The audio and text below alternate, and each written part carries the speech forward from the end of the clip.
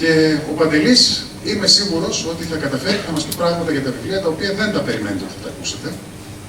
Γιατί είναι τόσο βαθιά η γνώση του και η εποπτεία του πάνω σε αυτά, που μας εντυπωσιάζει πάντα, τουλάχιστον τους φίλους του, τους κοντινούς. Και ετοιμαστείτε λοιπόν να εντυπωσιάσετε. Σας ευχαριστώ.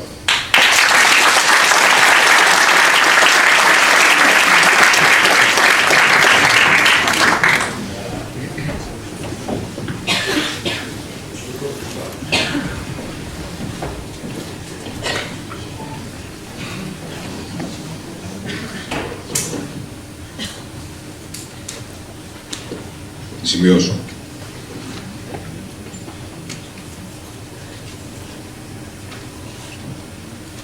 Είναι το χαρτί που μου θυμίζει την ομιλία που δεν θα κάνω.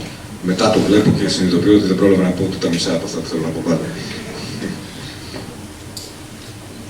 Σας ευχαριστώ πάρα πολύ που είστε εδώ μαζί μας σήμερα και που είχατε την καλοσύνη να αφιερώσετε λίγο από τον χρόνο σας εδώ μαζί με μένα και με τους φίλους μου.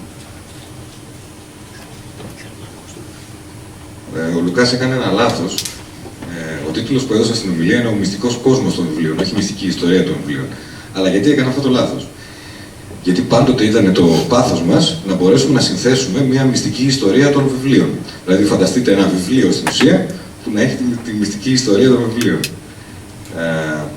Είναι ενδιαφέρον το πώς τα βιβλία αναπαράγουν το ένα το άλλο και υπάρχουν βιβλία μέσα σε βιβλία, μέσα σε βιβλία, οπότε καταλαβαίνετε ότι το ίστατο βιβλίο από τα βιβλία μέσα σε βιβλία θα είναι ένα βιβλίο για τη μυστική ιστορία των βιβλίων. Ο μυστικός κόσμος των βιβλίων, λοιπόν. Έχω μια απορία, αν θέλετε να με βοηθήσετε στην απορία μου αυτή. Όταν ακούτε τον τίτλο «Ο μυστικός κόσμος των βιβλίων» και έρχεστε να ακούσετε μια ομιλία πάνω σε αυτό το ζήτημα, τι φαντάζεστε ότι εννοεί? Μπορεί κάποιος να μου πει έτσι ενδεικτικά? Καλά, πείτε μου, μην τρέπεστε. Τι μπορεί να εννοώ όταν λέω «Ο μυστικός κόσμος των βιβλίων»? Διαβάζει ένα βιβλίο, παραδείγματος χάρη, στα 30 σου και θα ξαναδιαβάσεις το ίδιο βιβλίο στα 50 σου. Είναι τελείως διαφορετικά. Δηλαδή βγάζεις άλλα πράγματα από την πρώτη φορά και άλλα τη δεύτερη φορά. Αυτό έχω να πω.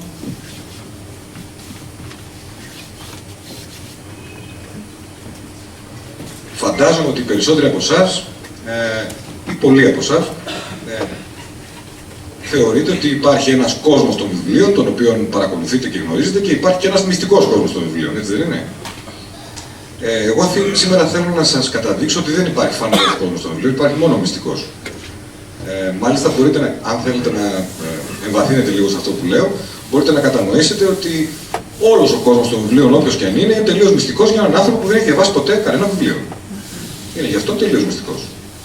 Επομένως, και το μυστικό, ας πούμε, είναι σχετικό. Αυτό που είπε η κυρία μου θυμίζει κάτι που δεν ήθελα να ξεχάσω να σας πω. Μπορεί ο καθένας σας να αναλογιστεί, όπως ο Λουκάς προηγουμένως είπε, κοιτώ εδώ τους φίλους που στην πρώτη σειρά ξέχασα να τους αναφέρω, ότι έχουμε μαζί μου σήμερα είναι ο Λουκάς ο Καβακόπουλος, ο Νίκος ο Φαρισιάδης, ο Παναγιώτης ο Μερέκος, ο Χρήστος Οικονομίδης, ο Δ. Πόλα Βιολέτ, ο Δ. Χρήστος Γούδης, η ομάδα από τα ιδιωτικά σύμπαντα, ο Αλέξανδρος Μανέλης, ο Δημήτρης ο Τσουμάνης και άλλοι φίλοι, με τους οποίους ελπίζω να βρείτε την ευκαιρία να συζητήσετε αργότερα στα πηγαδάκια που θα κάνουμε, αλλά και θα τους ζητήσω να κάνουν διάφορες παρεμβάσεις. Λοιπόν, ο Λουκάς προηγουμένως αναφέρθηκε στο ότι στις πρώτες του εντυπώσεις όταν πλησίασε ένα βιβλίο, αναφέρθηκε ας πούμε στον Εμίλ Ζολά, στον Ιούλιο Βέρν. Ο Ιούλιος Βέρν νομίζω είναι μια κοινή εμπειρία της παιδικής μας ηλικίας. Εγώ θυμάμαι, ξέρετε πολύ καλά, εκτός από τα πρώτα βιβλιαράκια που διάβασα, που ήταν διάφορα παραμύθια για παιδιά τα οποία δεν θυμάμαι, το πρώτο κανονικό βιβλίο που διάβασα ήταν ο Tom Sawyer, του Mark Twain. Και αυτό μου φέρνει στο νου αυτό που μόλις τώρα είπε η κυρία. Διάβασα τον Tom Sawyer όταν ήμουν πάρα πολύ μικρός. Δεν θυμάμαι πόσο χρόνο, ας πούμε 9. Από τότε έχω διαβάσει τον Tom Sawyer, μέχρι σήμερα που μιλάμε, ας πούμε 5-6 φορές μέσα στα χρόνια. Κάθε φορά που διαβάζω τον Tom Sawyer, που είναι ένα από τα πολύ αγαπημένα μου βιβλία, ίσως γιατί ήταν το πρώτο μου βιβλίο, ίσως γιατί είναι ένα από τα πιο όμορφα βιβλία που έχουν γραφτεί πάντοτε κατά τη γνώμη μου, κάθε φορά που διαβάζω τον Tom Sawyer, λοιπόν, που είναι ένα απλό βιβλίο, δεν είναι ένα πολύ σύνθετο, περίτεχνο βιβλίο, ανακαλύπτω όλο και πιο καινούργια πράγματα. Μάλιστα, τολμώ να πω ότι κάθε φορά που διαβάζω τον Tom Sawyer, όπως και πολλά άλλα βιβλία, όπως και κόμιξ ακόμα, ξαναδιαβάζω τα κόμιξ που διαβάζαμε μικροί, τα Mickey Mouse, ξέρω εγώ, ανακαλύπτω ότι έχουν μέσα πράγματα τα οποία δεν τα είχα προσέξει, δεν τα είχα καταλάβει. Ανακαλύπτω κάποιο άλλο βιβλίο, με λίγα λόγια. Το βιβλίο αυτό δηλαδή ανανεώνεται. Είναι σαν με τα χρόνια να αλλάζει το βιβλίο, να μπερδεύονται τα γράμματα μεταξύ τους καθώς το βιβλίο είναι κλειστό και να γράφουν και διαφορετικά πράγματα. Αυτό βέβαια στην πραγματικότητα θα μου πείτε δεν συμβαίνει, αλλά αυτό που συμβαίνει είναι ότι μέσα στα χρόνια αλλάζω εγώ, έτσι δεν είναι? Και αφού αλλάζω εγώ, αλλάζει και η κατανόησή μου των πραγμάτων. Όμως ο Mark Twain πού το ήξερε? Είναι μια απορία που πάντα είχα αυτή. Δηλαδή θέλω να πω ότι αυτά που διαβάζω κάθε φορά υπάρχουν μέσα στο βιβλίο, τα κάνω στο μυαλό μου, τα οποία είναι διαφορετικά και καταλαβαίνω διαφορετικά πράγματα, και όπως είπαμε, αυτό οφείλεται στο ότι εγώ αλλάζω. Ο Mark Twain λοιπόν ήξερε αυτά που έγραψε, μέσα σε αυτά που έγραψε, όλες τις αλλαγές μου και τις έχει συμπεριλάβει. Και με αυτόν τον τρόπο στην ουσία ανακαλύπτω τα επίπεδα με τα οποία είναι γραμμένα, για παράδειγμα, το βιβλίο Tom Sawyer του Mark Twain. Όπως είπαμε, είναι ένα απλό βιβλίο. Που ένα πιο περίτεχνο βιβλίο, ένα πιο πολύ σύνθετο βιβλίο, ένα πιο βαρύ βιβλίο, ας το πούμε έτσι, θα μπορούσε να έχει πολύ περισσότερα επίπεδα, τα οποία δεν θα ανακαλύψουμε ποτέ. Είναι μια άλλη μεγάλη συζήτηση για το αν τα επίπεδα αυτά δημιουργούνται από μόνα τους ή αν γίνονται εξ επιτούτου, αν δημιουργούνται από τον συγγραφέα, την οποία μπορούμε να κάνουμε αργότερα όταν θα συζητήσουμε κάποιο πράγμα. Ο μυστικός κόσμος των βιβλίων, λοιπόν, πάντοτε κατά τη γνώμη μου, βαριέμαι να το τονίζω συνέχεια, είναι κάτι το οποίο προσπαθώ να θυμάμαι τον εαυτό μου, θυμίζω στον εαυτό μου να λέει κατά τη γνώμη μου.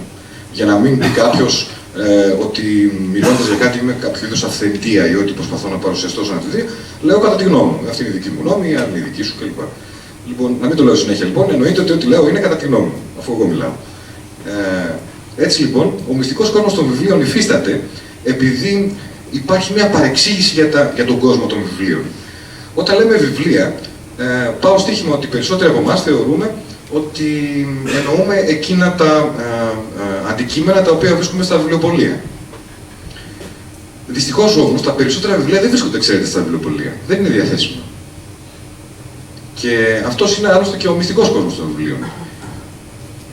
Σε πρώτο επίπεδο. Δηλαδή, ότι τα περισσότερα βιβλία, όχι απλά δεν τα γνωρίζουμε επειδή δεν έχουμε τη δυνατότητα, την ικανότητα ή την ιδιότητα να τα γνωρίζουμε, αλλά διότι δεν υπάρχουν. Δεν υπάρχουν για εσάς, για μας. Υπάρχουν για κάποιους άλλους. Και εδώ μπαίνει και εκείνη η ατάκα που βλέπω κάποιοι φίλοι φοράνε και κάποιο t-shirt του Strange που την είχαμε συμπεριλάβει.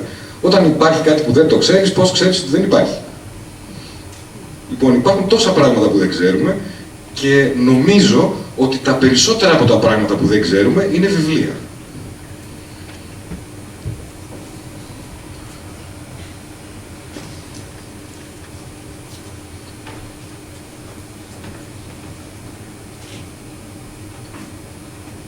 Τα βιβλία είναι ο κόσμος των βιβλίων, να το δούμε έτσι, είναι στην πραγματικότητα η παγκόσμια παραγωγή της ανθρωπότητας, όπως υπονόησε νωρίτερα ο Λουκάς.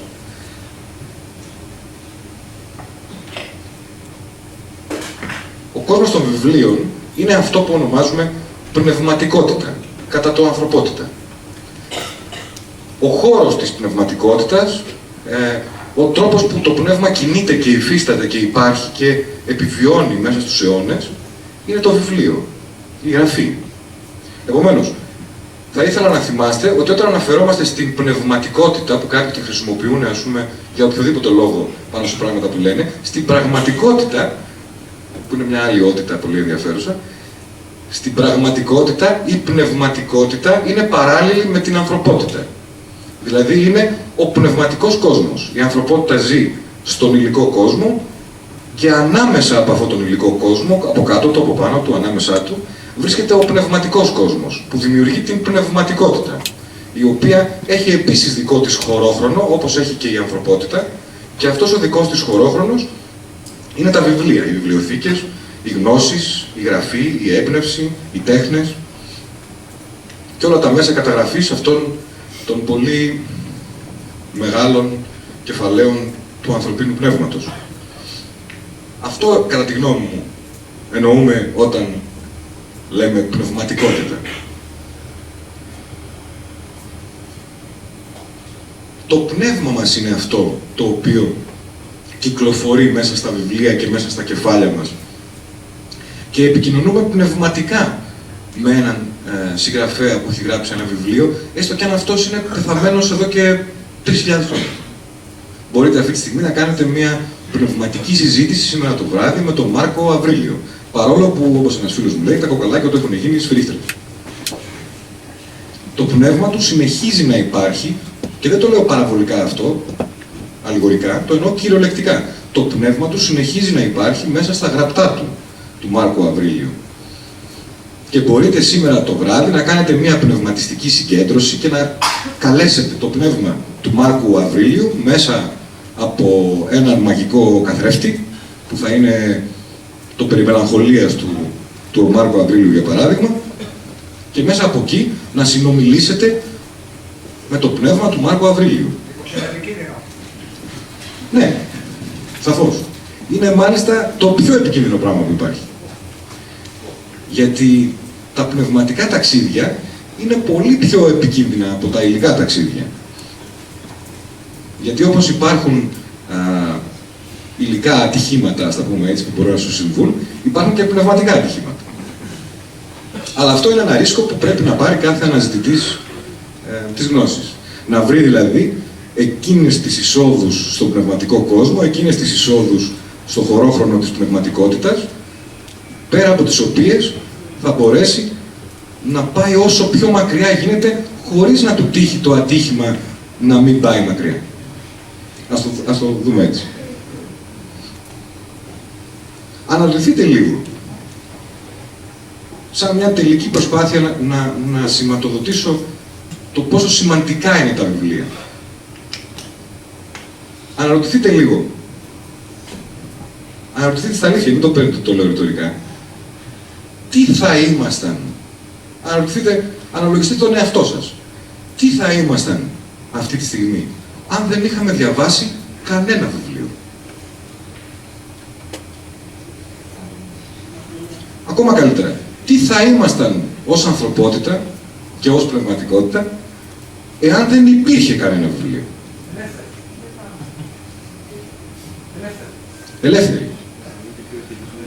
Μπορείς, σε παρακαλώ πολύ, να μου πεις,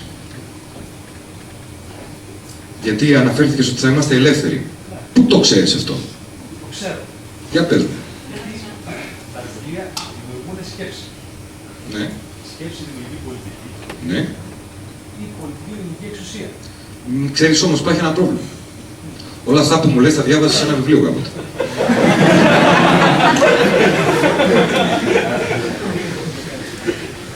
Μια μέρα λοιπόν, ας σου πω εγώ κάτι πολύ πιο φοβιάτο από αυτό που λες.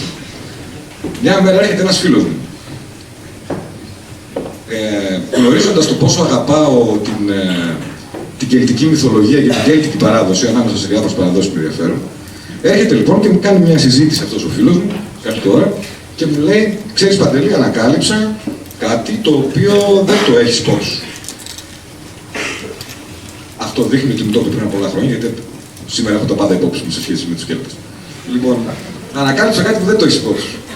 Λέω, για πες μου. Μου λέει, ξέρεις τι, οι Κέλτες πίστευαν και αντιστάθηκαν ότι στην καταγραφή των πραγμάτων, ασχολούμασταν τότε με την ιστορία των Βάρδων. Ξέρετε, η μνήμη της ανθρωπότητας από κάποιους αιώνες και πριν εξαρτώνταν από τη μνήμη των Βάρδων. Θα το συζητήσουμε παρακάτω αυτό. Λοιπόν, οι Κέλτες πίστευαν ότι δεν πρέπει να καταγράφεται τίποτα.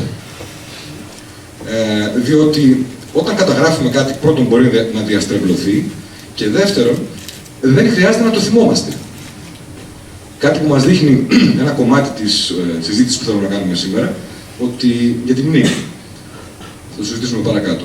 Λοιπόν, δεν χρειάζεται να το θυμόμαστε να το καταγράψουμε. Και άρα δεν εξασκούμε τη μνήμη μας, άρα δεν εμβαθύνουμε, άρα δεν συλλογιζόμαστε ιδιαίτερα, αλλά θα συλλογιστούμε κάποτε όταν χρειαστούμε να θυμηθούμε αυτό που είναι γραμμένο στο βιβλίο, στο τρίτο ράφι, στην βιβλιοθήκη κλπ. Είναι μια διαθέσιμη μνήμη που την έχουμε εκεί και θα την ψάξουμε, θα τη διαβάσουμε, θα τη θυμηθούμε όταν θα προσεγγίσουμε τη βιβλιοθήκη. Δεν χρειάζεται, με λίγα λόγια, δεν χρειάζεται να θυμόμαστε κάτι. Και επιχειρηματολόγησε τέλος πάντων από κάποιες απόψεις των αρχαίων Κελτών πάνω σε αυτό. Και ότι οι μεγαλύτεροι βάρδοι αντιστάθηκαν στο να καταγραφούν. Όχι επειδή δεν χάνανε τη δουλειά τους, δεν ήταν ακριβώς δουλειά ο βάρδος. Λοιπόν, αντιστάθηκαν στο να καταγραφούν γραπτός πράγματα. Και μου κατέληξε ο φίλος μου αυτός, που ήταν ένας σοφός άνθρωπος, τη σοφία που περιείχε αυτό που μου έλεγε. Και εγώ στεναχωρέθηκα, γιατί η ακλόνητη πίστη μου, ας πούμε, στη συγγραφική, στη λογοτεχνία, στα βιβλία, στη γνωσιολογία, κλονίστηκε εκείνη τη στιγμή, γιατί έβλεπα ότι είχαν δίκιο. Και ότι θα μπορούσαμε να είμαστε περισσότερο ελεύθεροι. Παράδειγμα. Μη διαβάζοντας, μη καταγράφοντας. Ο κόσμος δεν θα ήταν και τόσο πολύπλοκος, θα ήταν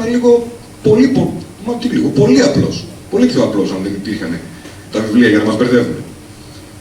Θα μπορούσαμε μάλιστα να ασχολούμαστε με τα αγαπημένα μας πράγματα. Κάθε εποχή έχει τα αγαπημένα της πράγματα. Παράδειγμα, η δική μας εποχή, θα ήμασταν ελεύθεροι, ας πούμε, όλοι μας ανεξαιρέτως να ασχολούμαστε με τα αυτοκίνητα, τα κινητά, το σεξ. Δεν θα υπήρχαν τα βιβλία να μας μπερδεύουν. Λοιπόν, τέλος πάντων, στα πλαίσια της συζήτησής μας εκείνης, εγώ κλονίστηκαν οι πεποιθήσεις μου λοιπόν εκείνη τη στιγμή και είπα ότι έχουν δίκιο οι Κέλτες βάρδοι που το λέγανε αυτό. Αλλά μία σκέψη ήρθε σωτήρια για να με λυτρώσει από αυτή τη δύσκολη θέση στην οποία βρέθηκα εκείνη τη στιγμή. Συνειδητοποίησα αυτό που σου είπα προηγουμένως, ότι ο φίλος μου τα έχει διαβάσει όλα αυτά σε ένα βιβλίο. Δεν θα τα ξέραμε δηλαδή. Δεν θα υπήρχε ελευθερία, γιατί ξέρεις κάτι, επειδή δεν υπάρχει ελευθερία στον κόσμο, αν υπάρχει παρακαλώ να την καταδείξετε και να πάω μέσα στο βρω, το ίδιο το κόνσεπτ, η ίδια η ιδέα της ελευθερίας είναι κάτι που έχει προκύψει από τα βιβλία. Έχει προκύψει από τους στοχαστές, από τους διανοούμενους, από τους ονειροπόλους, από τους ρομαντικούς, από τους επαναστάτες. Και αυτές οι επαναστατικές ιδέες όπως η ελευθερία έχουν διαδοθεί μέσω των βιβλίων. Μέσω της γραφής, μέσω του λόγου, μέσω των ιδεών, μέσω της πνευματικότητας. Είναι στην ουσία μια φανταστική κατασκευή. Δεν την απολαμβάνει κανείς την ελευθερία και είναι και μια πολύ επικίνδυνη φάση, πιο επικίνδυνη από αυτό που έλεγε προηγουμένως η ελευθερία. Δεν επιθυμεί κανένα στην πραγματικότητα και αυτό και δεν είναι κανένας ελεύθερος. Λοιπόν, η μετάδοση της γνώσης, λοιπόν, αυτό θέλω να θυμόμαστε καθ' όλη τη διάρκεια της ομιλίας και της συζήτησής μας, η μετάδοση της γνώσης, η γνώση η ίδια δηλαδή, όχι μόνο δημιουργείται, όχι μόνο κυκλοφορεί, έχει μια ροή, αλλά και εξαρτάται απόλυτα από τα βιβλία και από τη γραφή.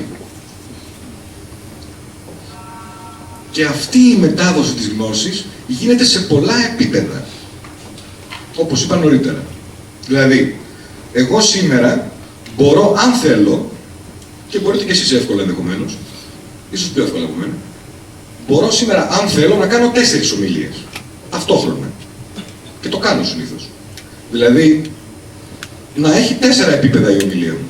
Και να έχει 4 επίπεδα κατανόησης. Να λέω άλλα για άλλους και άλλα για άλλους. Άλλα να καταλαβαίνει ο ένας, άλλα να καταλαβαίνει ο άλλος. Αλλά να είναι γνώσιμο αυτό. Και σαφώς θα έχει και πολύ περισσότερα γιατί υπάρχουν και αυθαίρετες ερμηνείες της ομιλίας. Έτσι λοιπόν, η μετάδοση της γνώσης γίνεται σε πολλά επίπεδα. Ταυτόχρονα. Επίσης, η μετάδοση της γνώσης γίνεται μέσα από πολλούς κόσμους βιβλίων. Και κυρίως μέσα από το μυστικό κόσμο των βιβλίων, διότι θα ξέρετε μέχρι σήμερα σίγουρα, αφού έχετε ασχοληθεί με τα πράγματα που έχετε ασχοληθεί για να είστε εδώ σήμερα, θα ξέρετε ότι η μεγαλύτερη δύναμη είναι η γνώση. Έτσι δεν είναι? Μπορείτε να αναλογιστείτε πράγματα δύναμης στον κόσμο. Για παράδειγμα, ποιο είναι το καινούριο αμερικανικό αεροσκάφος? Το ξέρετε? Ξέρει κανένα? Το Stealth είναι ήδη 20 ετών. Το καινούριο, το σημερινό. Για πες. Και αυτό έχει 5-6 χρόνια που βγήκε. Το καινούριο δεν το ξέρουμε. Δεν το ξέρουμε. Δεν ξέρουμε τι κάνουν ακριβώς στα φεγγάρια του Δία με τις αποστολές που κάνουν εκεί. Ξέρουμε αυτό που μας λένε οι δημοσιογράφοι και το γραφείο τύπου της ΝΑΣΑ. Δεν τα ξέρουμε αυτά τα πράγματα. Έτσι δεν είναι? Αν δεν ξέρουμε λοιπόν για τα οπλικά συστήματα και για τους δορυφόρους, που είναι πληροφορίες στην τελευταία ανάλυση, δεν είναι ειδήσεις, δεν είναι γνώση, έτσι δεν είναι? Πόσο μάλλον να έχουμε γνώση, που είναι η μεγαλύτερη δύναμη. Αν αυτά τα πράγματα δύναμης, όπως είναι τα όπλα, δεν γνωρίζουμε τίποτα για αυτά, γιατί είναι μυστικό, είναι απόρριτο, πόσο μάλλον το ίστατο, το ultimate, το υπέρτατο πράγμα δύναμης που είναι η γνώση.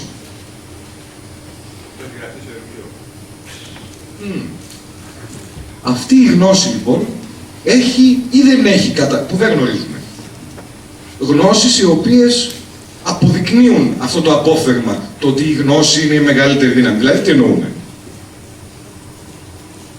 Αυτό σημαίνει λοιπόν ότι υπάρχουν γνώσεις που το αποδεικνύουν αυτό το απόφθεγμα. Αυτές οι γνώσεις είναι γραμμένες σε βιβλία. Πώς μεταδίδονται?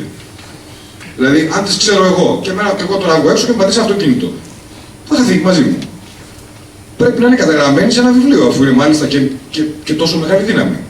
Και αυτά τα βιβλία τα έχουμε στα χέρια μας εμείς. Εδώ δεν έχουμε μια φωτογραφία ενός αεροπλάνου, θα έχουμε αυτά εδώ. Όμως υπάρχουν σε βιβλία καταγραμμένα, τα οποία δεν κυκλοφορούν στα βιβλιοπωλεία φυσικά και είναι κομμάτι του μυστικού κόσμου των βιβλίων. Ένας από τους λόγους που ονόμασα αυτή την ομιλία ο μυστικός κόσμος των βιβλίων.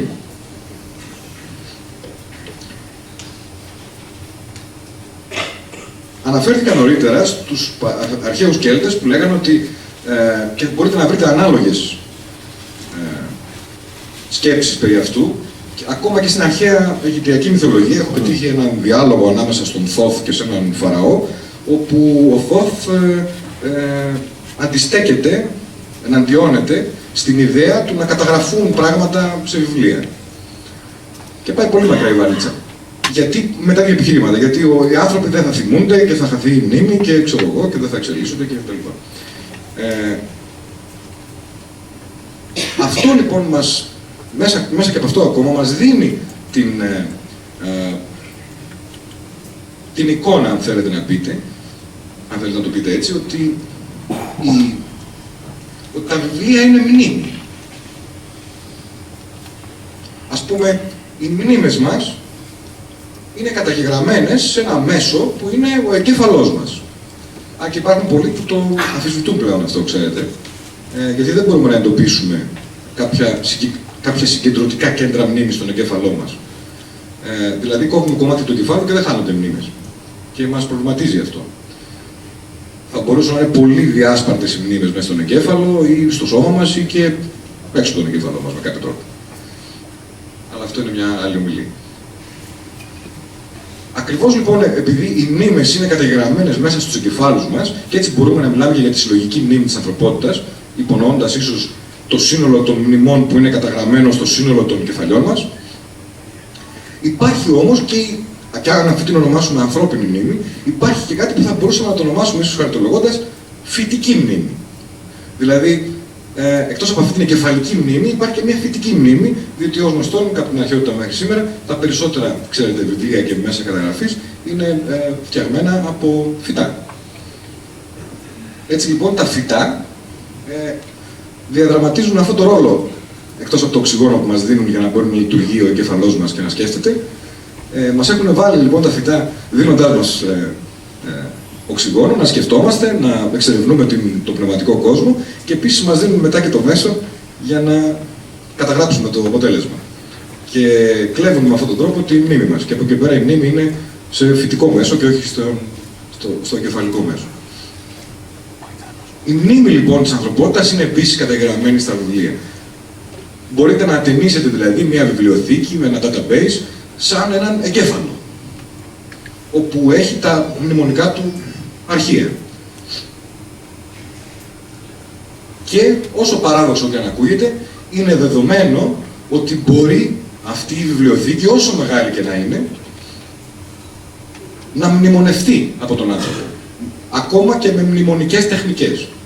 Ακόμη και με μαγικούς ή αποκρυφιστικούς ή υπερφυσικούς τρόπους. Ακόμα ακόμη και με τον απλό τρόπο της αποστήθησης και της μνημονικής. Μπορεί δηλαδή όλη αυτή η βιβλιοθήκη, όσο μεγάλη και να είναι, όσο παράξενο και να μας φαίνεται, να χωρέσει με κάποιον ίσως κωδικοποιημένο τρόπο μέσα στο μυαλό μας και να μεταφερθεί μετά η ουσία της. Η σύνθεση όλης αυτής της βιβλιοθήκης, το μιξάζ, το κολάζ αυτό, από μας, το δικό μας κεφάλι, με την επαφή μας με τους ανθρώπους, σε έναν άλλο άνθρωπο. Και να κάνει έτσι ένα ταξίδι και έπειτα να καταλήξει σε ένα βιβλίο. Και εκείνο το βιβλίο να περιέχει την πεμπτουσία της βιβλιοθήκης αυτής. Και έπειτα να επιστρέψει στη βιβλιοθήκη και να είναι το επόμενο ένα από τα ήδη πολλά βιβλία που είναι της ιδίας φύσης. Και έτσι λοιπόν βλέπουμε ότι η γνώση και η πνευματικότητα και η μνήμη ανακυκλώνεται μέσα στον εαυτό της και με κάποιο μαγικό τρόπο μεγαλώνει. Αν το σκεφτείτε λίγο σωστά αυτό που είπα, θα δείτε ότι μεγαλώνει από τον εαυτό της. Συνεχώς. Σαν μια σπήρα, ας το πούμε έτσι, που αναλύσεται. Φανταστείτε.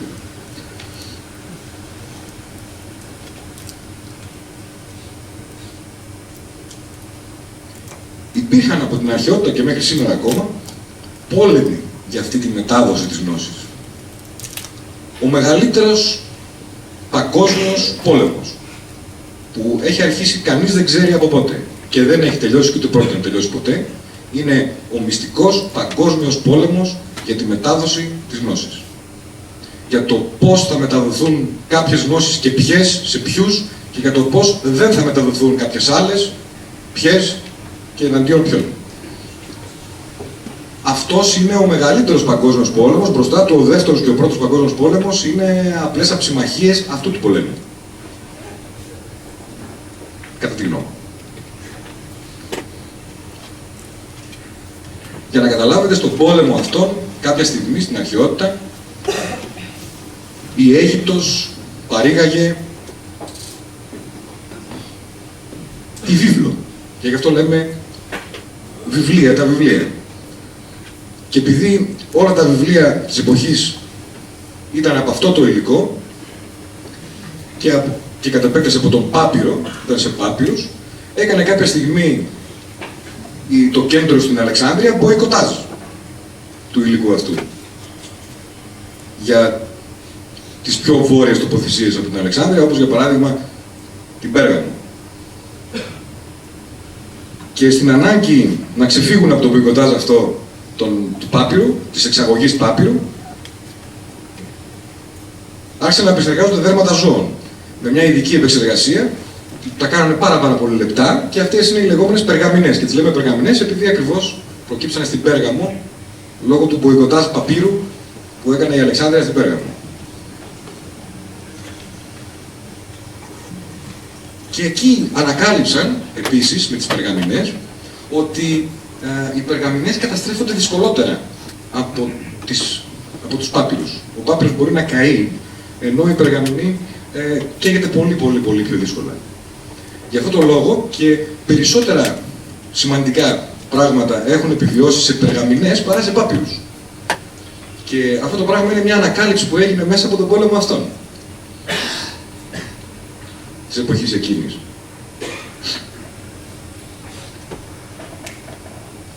Κοιτώντας πίσω στην αρχαιότητα, βλέπουμε ότι τα πράγματα που γράφονταν πριν από χιλιάδες χρόνια θα μπορούσαν, ή έτσι το νιώθω εγώ τουλάχιστον, θα μπορούσαν να έχουν γραφτεί σήμερα. Μπορώ να σας φέρω ένα πολύ απλό παράδειγμα και να το διαπιστώσετε όταν θα πάτε σπίτι, αύριο μεθαύριο, αν δεν το ξέρετε ήδη. Μπορείτε να ρίξετε, σας παρακαλώ πολύ, μια ματιά στη φυσική ιστορία του Πλίνιου, που έχει γραφτεί πριν από περίπου 2.000 χρόνια. Και να δείτε ένα κεφάλαιο του Πλίνιου στη φυσική ιστορία, που κατά πολλούς είναι το σημαντικότερο έργο που έχει γραφτεί ποτέ, όπου είναι αφιερωμένο στον άνθρωπο. Και θα δείτε ότι αυτά που λέει ο Πλίνιος για τον άνθρωπο με πολύ σπαραγμό και με πολύ θλίψη, το πιο χαρακτηριστικό από αυτά είναι ότι το μόνο πράγμα που ξέρει ο άνθρωπος να κάνει από γεννησιμιού του είναι να κλαίει. Ενώ, κατά παράθεση με όλα τα υπόλοιπα ζώα που έχουν ήδη γνώσεις για το πώς πρέπει να λειτουργήσουν με το που γεννιούνται. Ενώ ο άνθρωπος είναι τελείως ανυπεράσπιστος και το μόνο που ξέρει να κάνει από γεννησπή του είναι να κλαίει. Λοιπόν, κι άλλα έτσι ωραία που λέει ο Πλίνιος, για την κατάσταση του ανθρώπου, θα ανακαλύψετε ότι η κατάσταση του ανθρώπου δεν έχει αλλάξει ούτε στο ελάχιστο από την εποχή του Πλίνιου μέχρι σήμερα. Ό,τι λέει ο Πλίνιος για τον άνθρωπο, ισχύει και σήμερα. Και έτσι λοιπόν είναι σαν να έχει γραφτεί σήμερα ή σαν να ζούμε ακόμα στην εποχή του Πλίνιου. Διαλέξτε και πάτε. Λοιπόν,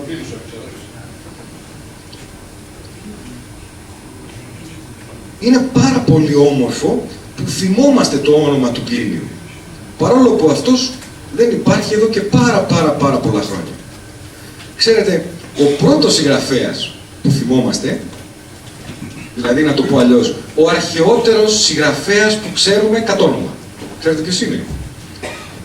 Είναι ένα όνομα δηλαδή πάρα πολύ σημαντικό. Είναι ο αρχαιότερος συγγραφέας που γνωρίζουμε.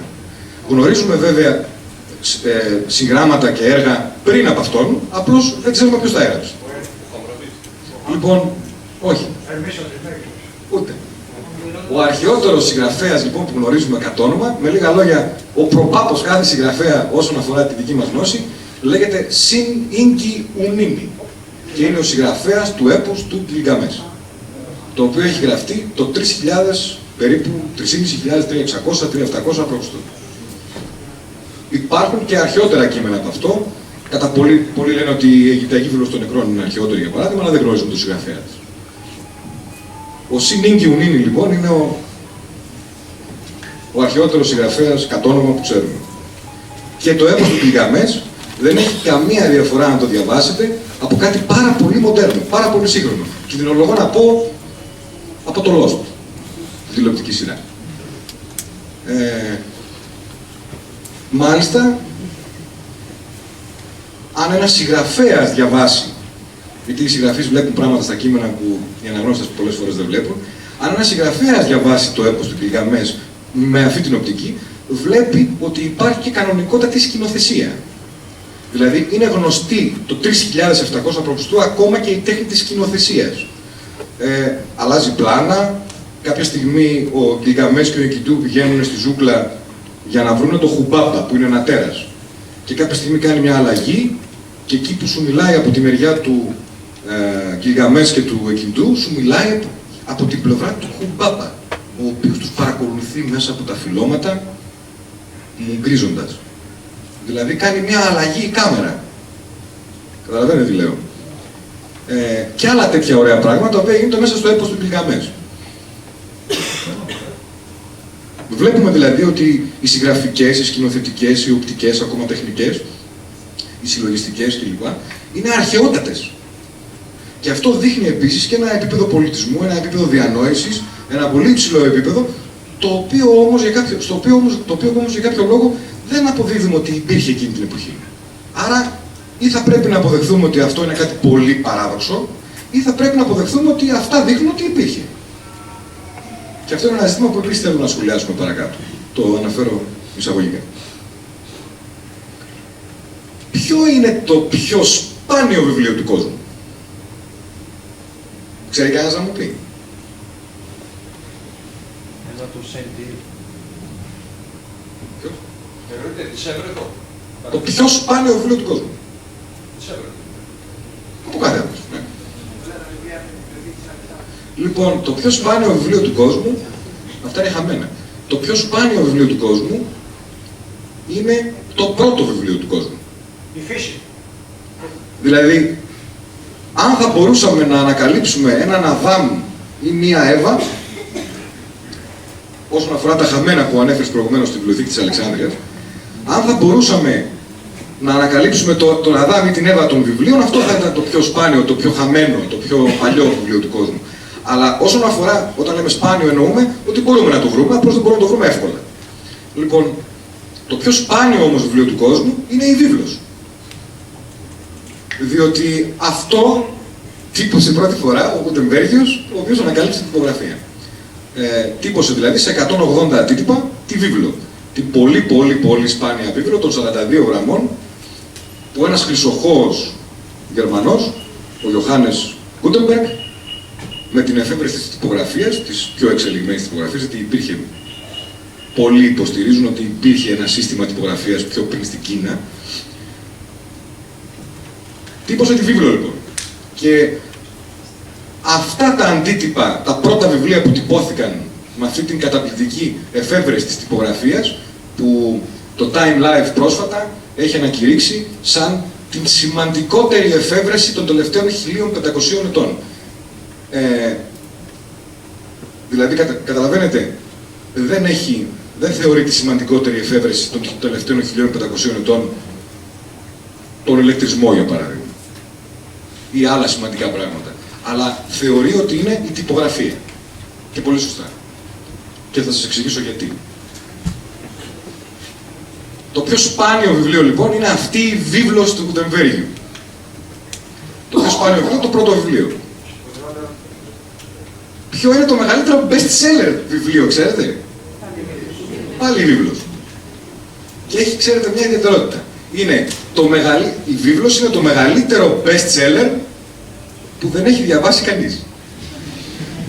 Υπάρχει κάποιος εδώ που να έχει διαβάσει τη βίβλο? Εγώ δεν έχω γνωρίσει κανέναν στη ζωή μου, είμαι 42 ετών, δεν έχω γνωρίσει κανέναν στη ζωή μου και γνωρίζω χιλιάδες ανθρώπους που να έχει διαβάσει τη βίβλο. Εγώ, να έχω, ότι υπάρχει, σαφώς υπάρχει. Εγώ λέω δεν έχω γνωρίσει, δεν το γνωρίζω προσωπικά. Λοιπόν, ακόμα και εγώ που την έχω μελετήσει, ας πούμε, και όταν λέμε τη βίβλο με την Παλαιά και την Καινή Διαθήκη, και τις επιστολές και την Αποκάλυψη και αυτά, έχω μελετήσει κομμάτια της. Δεν την έχω διαβάσει όλη. Κι όμως, αυτό το βιβλίο το οποίο δεν έχει διαβάσει κανένας είναι το μεγαλύτερο best seller, δεν είναι παράξενο? Και ταυτόχρονα είναι και το πρώτο βιβλίο και το πιο σπάνιο.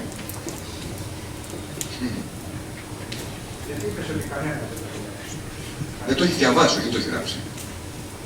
Τι καταλάβει? Ολόκληρο. Λέω ότι εγώ δεν έχω γνωρίσει κανέναν. Το έχει διαβάσει ολόκληρο? Και διαβάσετε όλη τη βίβλο? Την Παλαιά και την Καινή Διαθήκη και τα παραδείγματα που έχει. Το διαβάσετε ολόκληρο δηλαδή. Είστε ο πρώτος που γνωρίζω. Μετά θέλω να σας φύξει το χέρι για να μην σκαφαρώνω τις πολυδρόμες.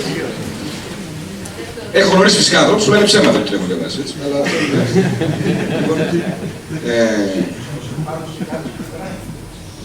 Τι πάνω?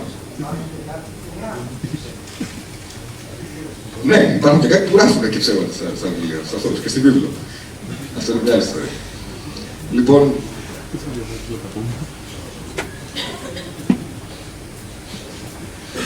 τώρα μου θύμισες κάτι, ο Leibniz έλεγε ότι η τελειότερη βιβλιοθήκη που θα μπορούσε να υπάρξει είναι μια βιβλιοθήκη με 1000 αντίτυπα της Ενιάδας του Βεργίλιου. Δηλαδή μια βιβλιοθήκη που θα έχει μόνο αυτό, 1000 αντίτυπα της Ενιάδας του Βεργίλιου. Ο Leibniz θεωρούσε ότι το τελειότερο βιβλίο όλων των εποχών είναι η Ενιάδα του Βεργίλιου. Σκέφτηκε όμως ο Leibniz, προβληματίστηκε με αυτό το βίτσιο και λέει, μα δεν είναι δυνατόν όμως να είναι η καταπληκτικότερη βιβλιοθήκη αυτή. Καταλαβαίνει ότι το αριθμό 1000 τον βάζει για να συνιστά βιβλιοθήκη. Αλλιώς ένα βιβλίο δεν είναι βιβλιοθήκη. Λοιπόν, σκέφτηκε λοιπόν και λέει, μάλιστα, αναλογίζομαι όμως, λέει, και μια άλλη βιβλιοθήκη. Δηλαδή μια βιβλιοθήκη, λέει, με διάφορα 1000 βιβλία και ένα αντίτυπο της Ενιάδας του Βεργίλιου. Θα είναι, λέει, κάτι πολύ κατώτερο αυτό, αλλά τώρα καταλαβαίνω, λέει, ότι το κακό είναι χρήσιμο για την ποικιλία στον κόσμο. Είναι πολύ βαθύ αυτό που λέει, μου αρέσει πάρα πολύ. Ο μυστικός κόσμος των βιβλίων, λοιπόν. Είχα παλαιότερα ένα φίλο, ελπίζω να μην σας κουράζω, τα βιβλία. Γι' αυτό έρχομαι. Είχα παλαιότερα ένα φίλο, ο οποίος δυστυχώς έχει φύγει από τον κόσμο, ο οποίος έχει ένα πολύ παράξενο όνομα, λεγόταν Κώστας Καραμουζάς. Όλοι τον φώναζαν Καραμούζα και δεν τον πήρε. Γιατί βλέπαν το όνομά του έξω από το μαγαζί του γραμμένο στα κεφαλαία και βάζαν τον τόνο στο μου. Λοιπόν, αυτός λοιπόν ήταν ένας παλαιοβιβλιοπόλης στη Θεσσαλονίκη. Ίσως κάποιοι από εσάς που είστε Θεσσαλονίκη, ίσως κάποιοι που έχετε ταξιδέψει στη Θεσσαλονίκη ή έρχεστε συχνά, να το έχετε εντοπίσει. το παλαιοβιβλιοπωλείο του Κώστα του Καραμουζά, που λεγόταν έτσι, το παλαιοβιβλιοπωλείο της Θεσσαλονίκης. Ο Κώστας ο Καραμουζάς λοιπόν ήταν ένας άνθρωπος ο οποίος αγαπούσε πάρα πολύ τα βιβλία και έψαχνε και συνέχεια έβρισκε παλιά βιβλία. Τον ανακάλυψα πολύ παλιά, πάρα πολλά χρόνια, με έναν φίλο μου όταν ψάχναμε σε διάφορα σημεία έβρεσης τέτοιων βιβλίων, παλιά βιβλία. Και καταλάβαμε ότι ήταν πολύ κομβικός, ας το πούμε έτσι. Μπορούσες να βρεις δηλαδή μέσω αυτού παλιά βιβλία. Μιλάμε τώρα σε εποχές που δεν υπήρχε το ίντερνετ, που δεν υπήρχαν οι παραγγελίες βιβλίων, που ψάχναμε βιβλία σε δημοπρασίες και τρεχαγύρ, τέλος πάντων. Λοιπόν, μεγάλες περιπέτειες, τις οποίες αδίκως κάναμε. Ο Καραμουζάς λοιπόν είχε ένα μικρό μαγαζάκι. Τολμώ να πω ότι το μαγαζί του δεν πρέπει να ήταν μεγαλύτερο από τη σκηνή εδώ που βλέπετε. Και είχε ένα υπόγειο όμως. Και επειδή προσπαθούσε ο άνθρωπος να ζήσει από αυτό το πράγμα, στον χώρο αυτόν εδώ που βλέπετε, είχε τα βιβλία τα οποία θεωρούσε ότι μπορεί να σμπρώξει πιο εύκολα. Για παράδειγμα, σε εκείνη τη γωνία είχε όλα τα τεύχη του Ρομάντσο, ενός παλιού περιοδικού, η μεγαλύτερη, θα το θυμάστε, ξέρω εγώ. Είχε ένα παλιό βιβλίο του Σέξπιρ, που το ξέρουν όλοι, κλπ. Και εκεί είχε μια πορτούλα που αν την άνοιγες, είχε μια σκάλα. Και η σκάλα κατέβαινε πολύ κάτω και είχε ένα τεράστιο υπόγειο, τριπλάσιο από αυτό το θέατρο, το οποίο ήταν γεμάτο παλιά βιβλία. Αλλά όταν λέμε γεμάτο παλιά βιβλία, δεν εννοώ ότι είχε πολλά παλιά βιβλία, εννοώ ότι ήταν γεμάτο παλιά βιβλία. Δηλαδή, ότι ήταν ένας κεώνας από βιβλία μέσα στα οποία κυκλοφορούσες. Δηλαδή, ήταν το ένα πάνω στο άλλο. Μέχρι το ταβάνι. Λοιπόν, όταν ανακαλύψαμε λοιπόν αυτό το μυστικό κόσμο των βιβλίων στο υπόγειο του Κώστα του Καραμουζά, στην παλαιό βιβλιοθήκη της Θεσσαλονίκης, ο οποίος ήταν ένας πολύ μεγάλος χιουμορίστας, μάλιστα χαρακτηριστικά θυμάμαι, μου είχε μείνει αυτό, έτσι για το χαρακτήρα μου, και σας το λογοτεχνώ λίγο, είχε μια φωνή πολύ ιδιόμορφη και είχε ένα χάρτη της εκστρατείας του Μεγάλου Αλεξάνδρου. Του άρεσε πολύ η εκστρατεία του Μεγάλου Αλεξάνδρου. Και είχε ένα χάρτη λοιπόν παλιό της εκστρατείας του Μεγάλου Αλεξάνδρου, όπου είχε τη διαδρομή που κάνανε, ας πούμε, ο Αλέξανδρος. Και μου έλεγε: το βλέπεις αυτό, με τα πόδια το κάνανε. Για να μου δείξει δηλαδή ότι εσύ βαριέσαι να πας με το περίπτερο και εγώ, και αυτοί το κάνανε με τα πόδια αυτό το πράγμα, δεν είχαν αυτοκίνητο τότε. Λοιπόν, ακολουθώντας ένα όραμα, ένα σκοπό, κλπ. Κατεβαίναμε λοιπόν με το φίλο μου αυτό και ψάχναμε, βουτούσαμε στην ουσία. Μετά πηγαίναμε δηλαδή, δεν μας γνώριζε η μαμά μας που λέει ο λόγος, από τη σκόνη, και κάναμε 2 ώρες μπάνιο, ας πούμε, για να βγάλουμε τη σκόνη των αιώνων από πάνω μας. Λοιπόν, και βουτούσαμε μέσα σε αυτό το υπόγειο, ας πούμε, και ψάχναμε να βρούμε βιβλία. Καταλαβαίνετε βέβαια ότι εκεί πέρα υπήρχαν τα πάντα, ό,τι μπορείτε να φανταστείτε. Και προσπαθούσαμε εμείς να τα σταχυολογήσουμε, να βρούμε κάτι σημαντικό. Κάτι που να μας κάνει την εντύπωση, κάτι παράξενο. Μάλιστα από εκεί, εδώ τώρα βλέπω ο φίλος μου ο Λάμπρος, ο Σκουζάκης. Κάναμε εκείνα τα χρόνια, παλιός φίλος, κάναμε διαγωνισμό ποιος θα φέρει στον άλλον το πιο παράξενο βιβλίο. Θυμάσαι, Λάμπρο? Λοιπόν, και κάποια στιγμή μάλιστα είχαμε επικεντρωθεί στα ελληνικά παράξενα βιβλία. Δηλαδή και παράξενες εκδόσεις εννοώ. Και παίρναμε πόντους, ας πούμε. Ανταλλάζαμε δηλαδή βιβλία και πηγαίναμε πάνω στον άλλο και λέγαμε: ορίστε ένα βιβλίο που βρήκα, θα πάθεις πλάκα, δεν υπάρχει περίπτωση να δείξεις ξανά τέτοιο πράγμα. Εγώ σου έχω κάτι πολύ πιο φοβερό. Φυσικά ήμασταν ειλικρινείς όλων των άλλων για το ποιος κερδίζει την κάθε φορά. Και νομίζω σε έχω νικήσει με τον Knit Strat Belek. Το σπίτι του Λεβέντη μας, το θυμάσαι? Λοιπόν, θα σας πω μετά για αυτό στη συζήτηση, αλλά δεν το ρωτήστε. Λοιπόν, και δεν είναι μεγάλη ιστορία. Πολλά από αυτά λοιπόν τα ανακαλύψαμε εκεί στο υπόγειο εκείνο.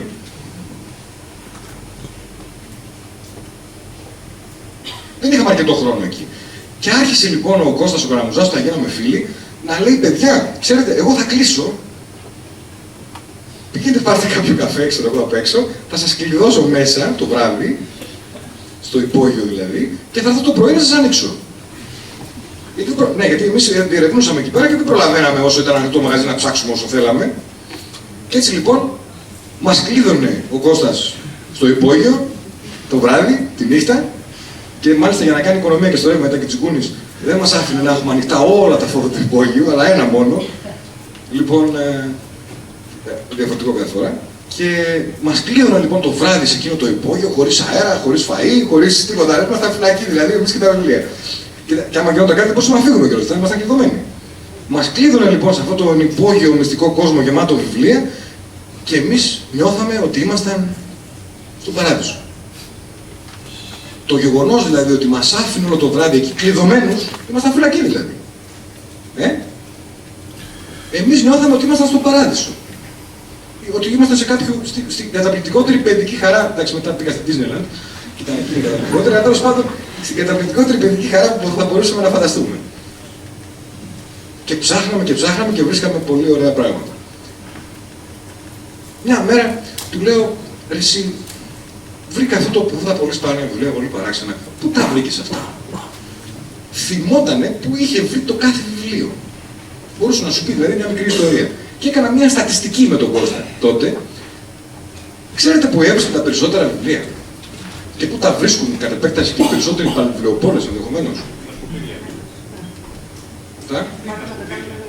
Όχι. Όχι. Αν και έχουμε βρει φοβερά βιβλία στα σκουπίδια, Νίκο, θυμάσαι?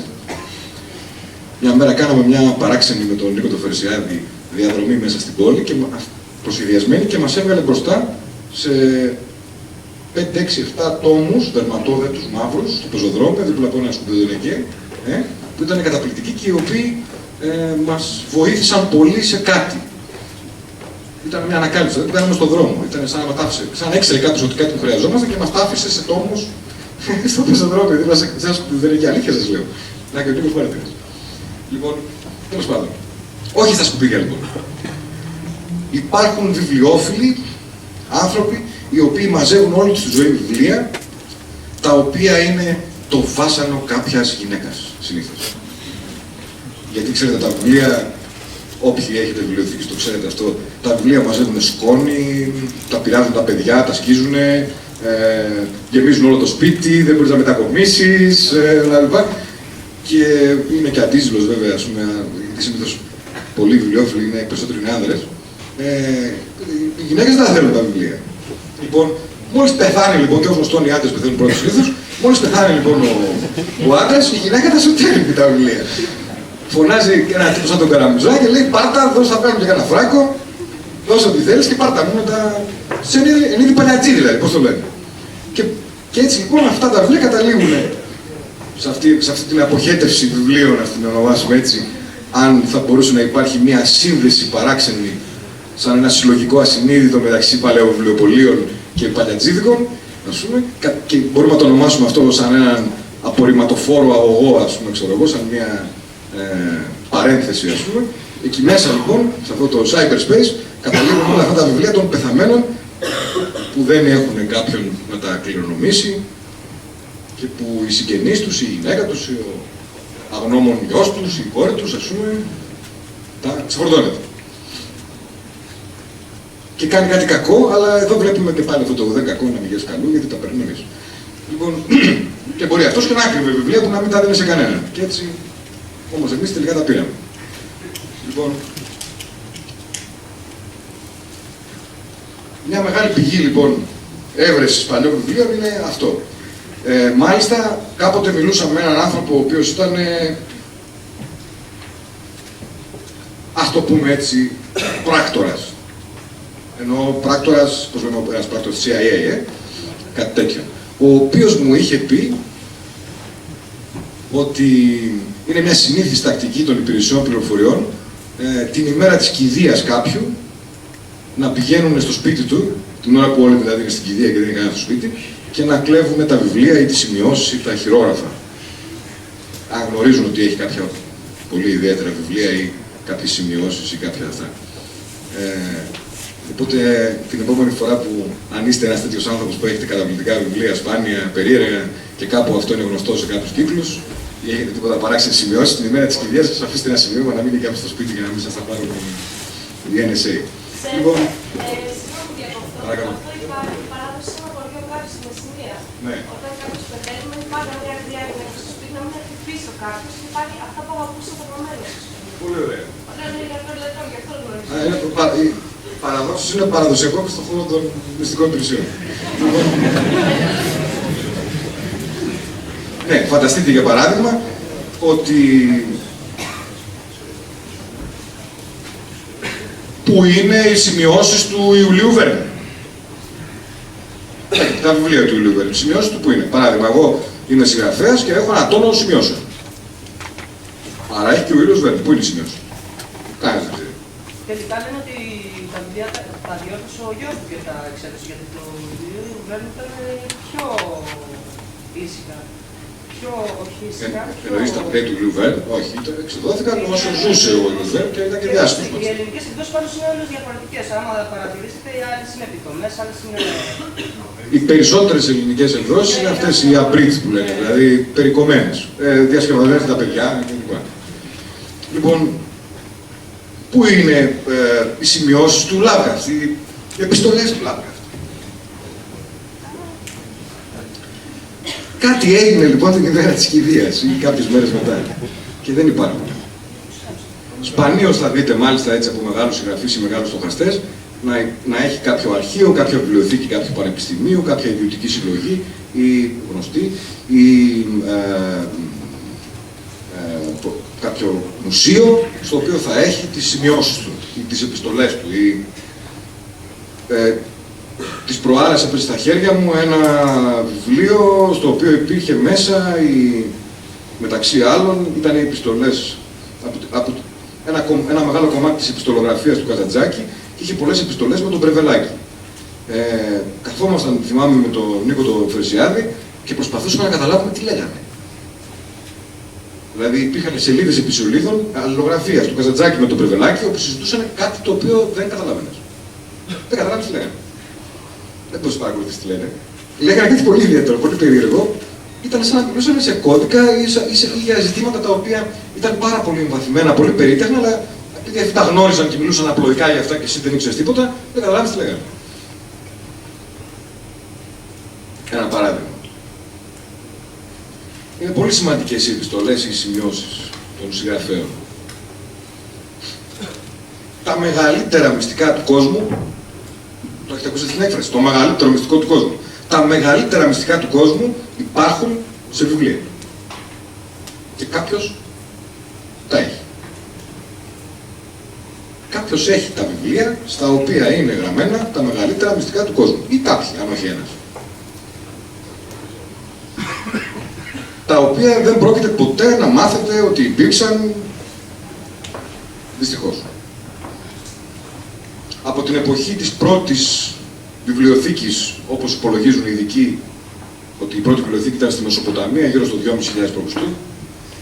Μέχρι σήμερα, αυτές οι βιβλιοθήκες ήταν πάντοτε βιβλιοθήκες για να θησαυροφυλάκια στην πραγματικότητα, για να προφυλαχθούν τα μυστικά και για να έχουν πρόσβαση σε αυτά συγκεκριμένοι άνθρωποι μιας ελίτ οι οποίοι χειρίζονται τα μυστικά της γνώσης. Όχι ο καθένας δηλαδή. Και αυτό που τολμώ να πω, κάποιος ίσως έτσι λίγο αφελώς μπορεί να πει ότι αυτό ίσχυε μέχρι τον 18ο αιώνα, ενδεχομένως, αλλά εγώ τολμώ να πω ότι ισχύει μέχρι σήμερα, είναι πολύ λογικό.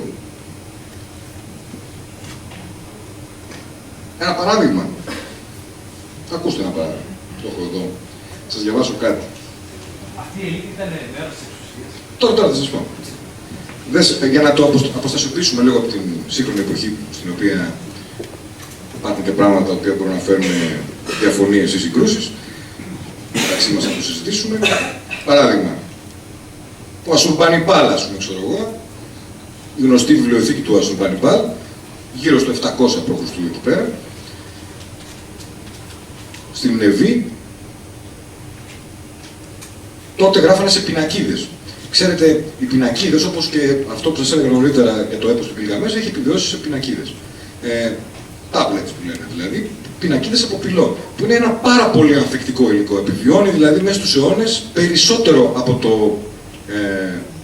από το πάπυρο ή την περγαμηνή ή το χαρτί κλπ.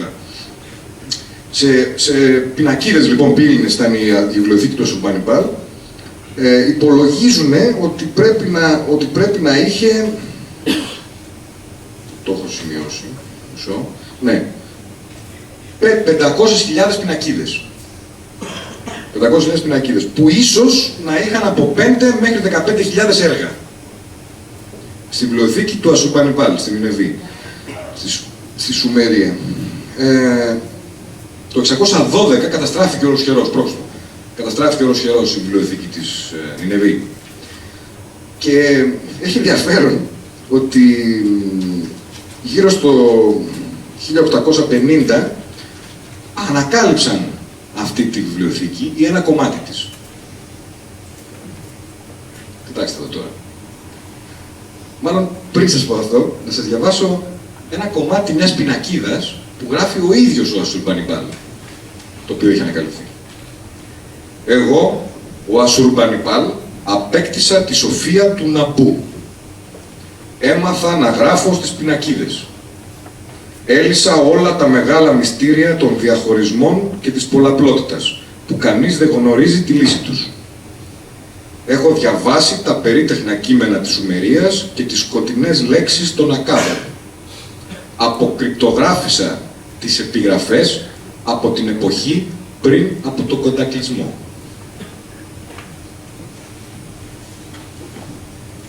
Δηλαδή, μεταξύ άλλων, επειδή αυτά τα έκανε μέσω της θρυλικής βιβλιοθήκης του Ασουρμπανιπάλ, ο οποίος τόσο πολύ διψούσε για τη γνώση, που έστειλε απεσταλμένους ο βασιλιάς Ασουρμπανιπάλ σε όλη τη γνωστή ανθρωπότητα και σε όλη την αυτοκρατορία, να συγκεντρώσουν, ένα έργο αντίστοιχο δηλαδή με την βιβλιοθήκη της Αλεξάνδρειας, να συγκεντρώσουν όλες τις γνώσεις και όλα τα παράξενα που συναντούσαν και όλα τα μυστικά από μύστες και από κλπ.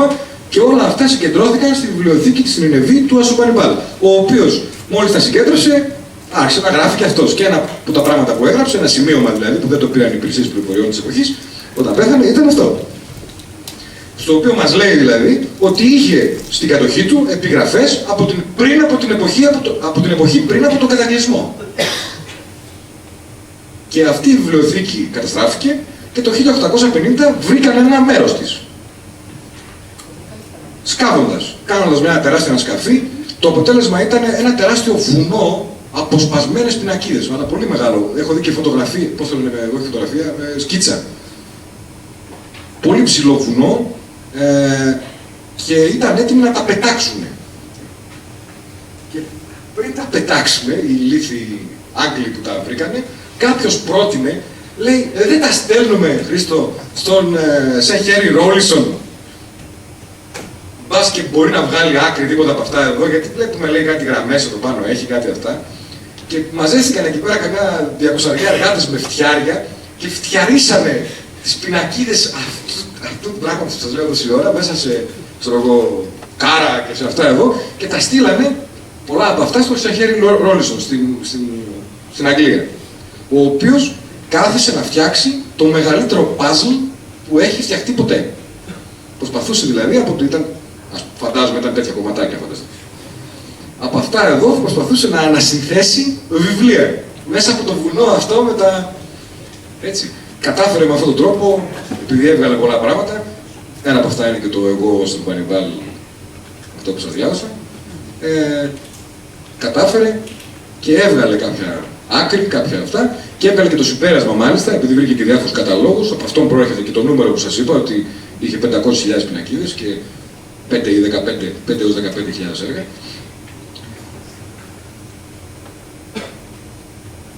Υπάρχει ένα πρόβλημα. Αυτά γίνονται το 1850. Σήμερα δεν υπάρχει. Δηλαδή, πού είναι σήμερα αυτά που έκανε κολλάζ ο Σερ Χένρι Ρόλισον. Και πήρε και μετά και τον τίτλο του Σερ, έγινε και πολιτικός, μπήκε και στην καλή κοινωνία κλπ. Μήπως τα έχει λαμπρά, πολύ ωραία. Αυτά είναι χάλκινα. Πιο καινούργια. Λοιπόν, ή έτσι λέει. Πού είναι αυτά τα έργα από τη βιβλιοθήκη του Ασουρμπανιπάλ? Πού είναι η υπόλοιπη βιβλιοθήκη του Ασουρμπανιπάλ? Κάθε πόλεμος που γίνεται, κάθε μεγάλη αναταραχή, το πρώτο πράγμα που συμβαίνει στη χώρα η οποία υποφέρει από τον πόλεμο αυτόν ή από την αναταραχή, από την εισβολή, να εξαφανίζονται όλα τα σημαντικά πράγματα σαν αυτά. Λουκά, θυμάσαι που συζητούσαμε, για πες λίγο, στο Ιράκ. Ήταν μια συζήτηση που είχαμε παλιότερα, ότι τώρα μόλις έγινε η εισβολή των Αμερικανών στο Ιράκ, στη Βαγδάτη, είχαμε εντοπίσει εμείς κάποια δημοσιεύματα και κάποιες πληροφορίες που έλεγαν ότι παραδόξως οι φρουροί του Μουσείου της Βαγδάτης, που ήταν ένα καταπληκτικό μουσείο με χιλιάδες ευρήματα, δέχτηκαν κάποια αξίσια, ας το πούμε, στη γλώσσα τους, από τους Αμερικανούς που μπαίνανε εκείνη τη στιγμή και τους αφήσαν ελεύθερους να μπουν οι κλέφτες, κάποιοι κλέφτες μάλλον και καλά Ιρακινοί, δηλαδή να μην προσέχει κανείς το μουσείο με λίγα λόγια, και κάνανε φτερά εκείνες τις μέρες πάνω από κάτι χιλιάδες ευρήματα τα οποία ήταν της αρχαιότητας.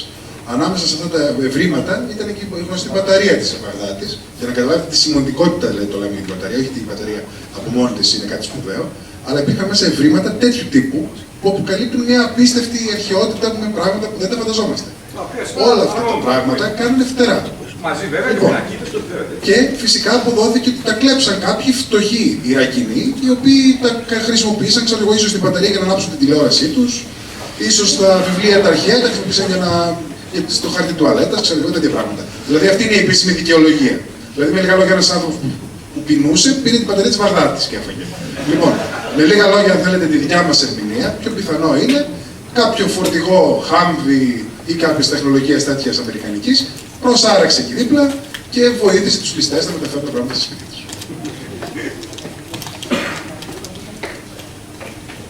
Ανακαλύπτουμε συνεχώς πράγματα από την αρχαιότητα, τα οποία είτε αυτά είναι πληροφορίες για πράγματα από την αρχαιότητα που δεν υπάρχουν πλέον και περίπου πότε χάθηκαν, πάντα μιλάω για γνώσεις, έτσι, είτε ανακαλύπτουμε συνεχώς πράγματα τα οποία μαθαίνουμε ότι ανακαλύφθηκαν, αλλά μετά χάνουμε τα ίχνη τους.